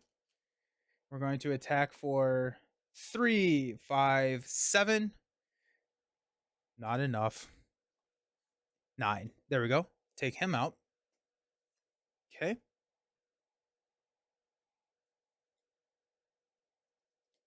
Okay. Cool. Stand up. Increase our threat to 35.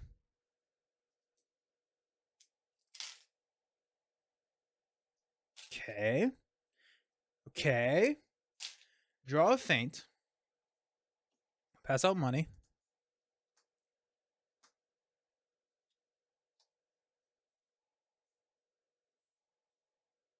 Okay. Let's go ahead and Stargazer.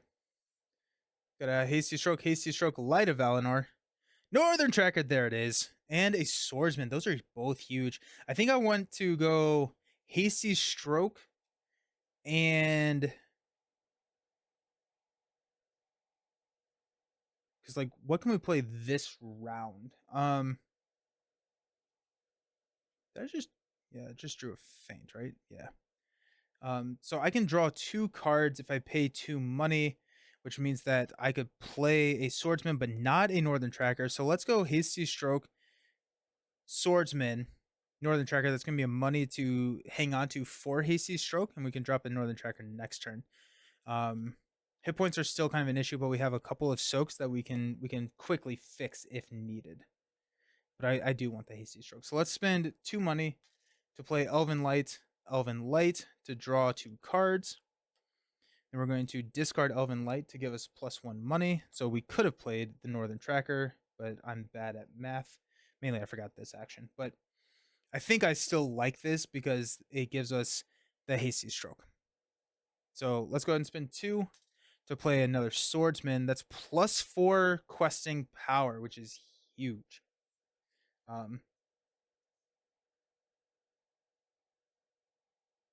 Okay. Where's that Gandalf?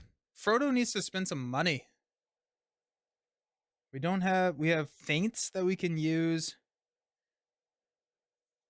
I mean, like, honestly, I may want to use feints to save the shadow cards more so than I want to use, because I have the defense ready.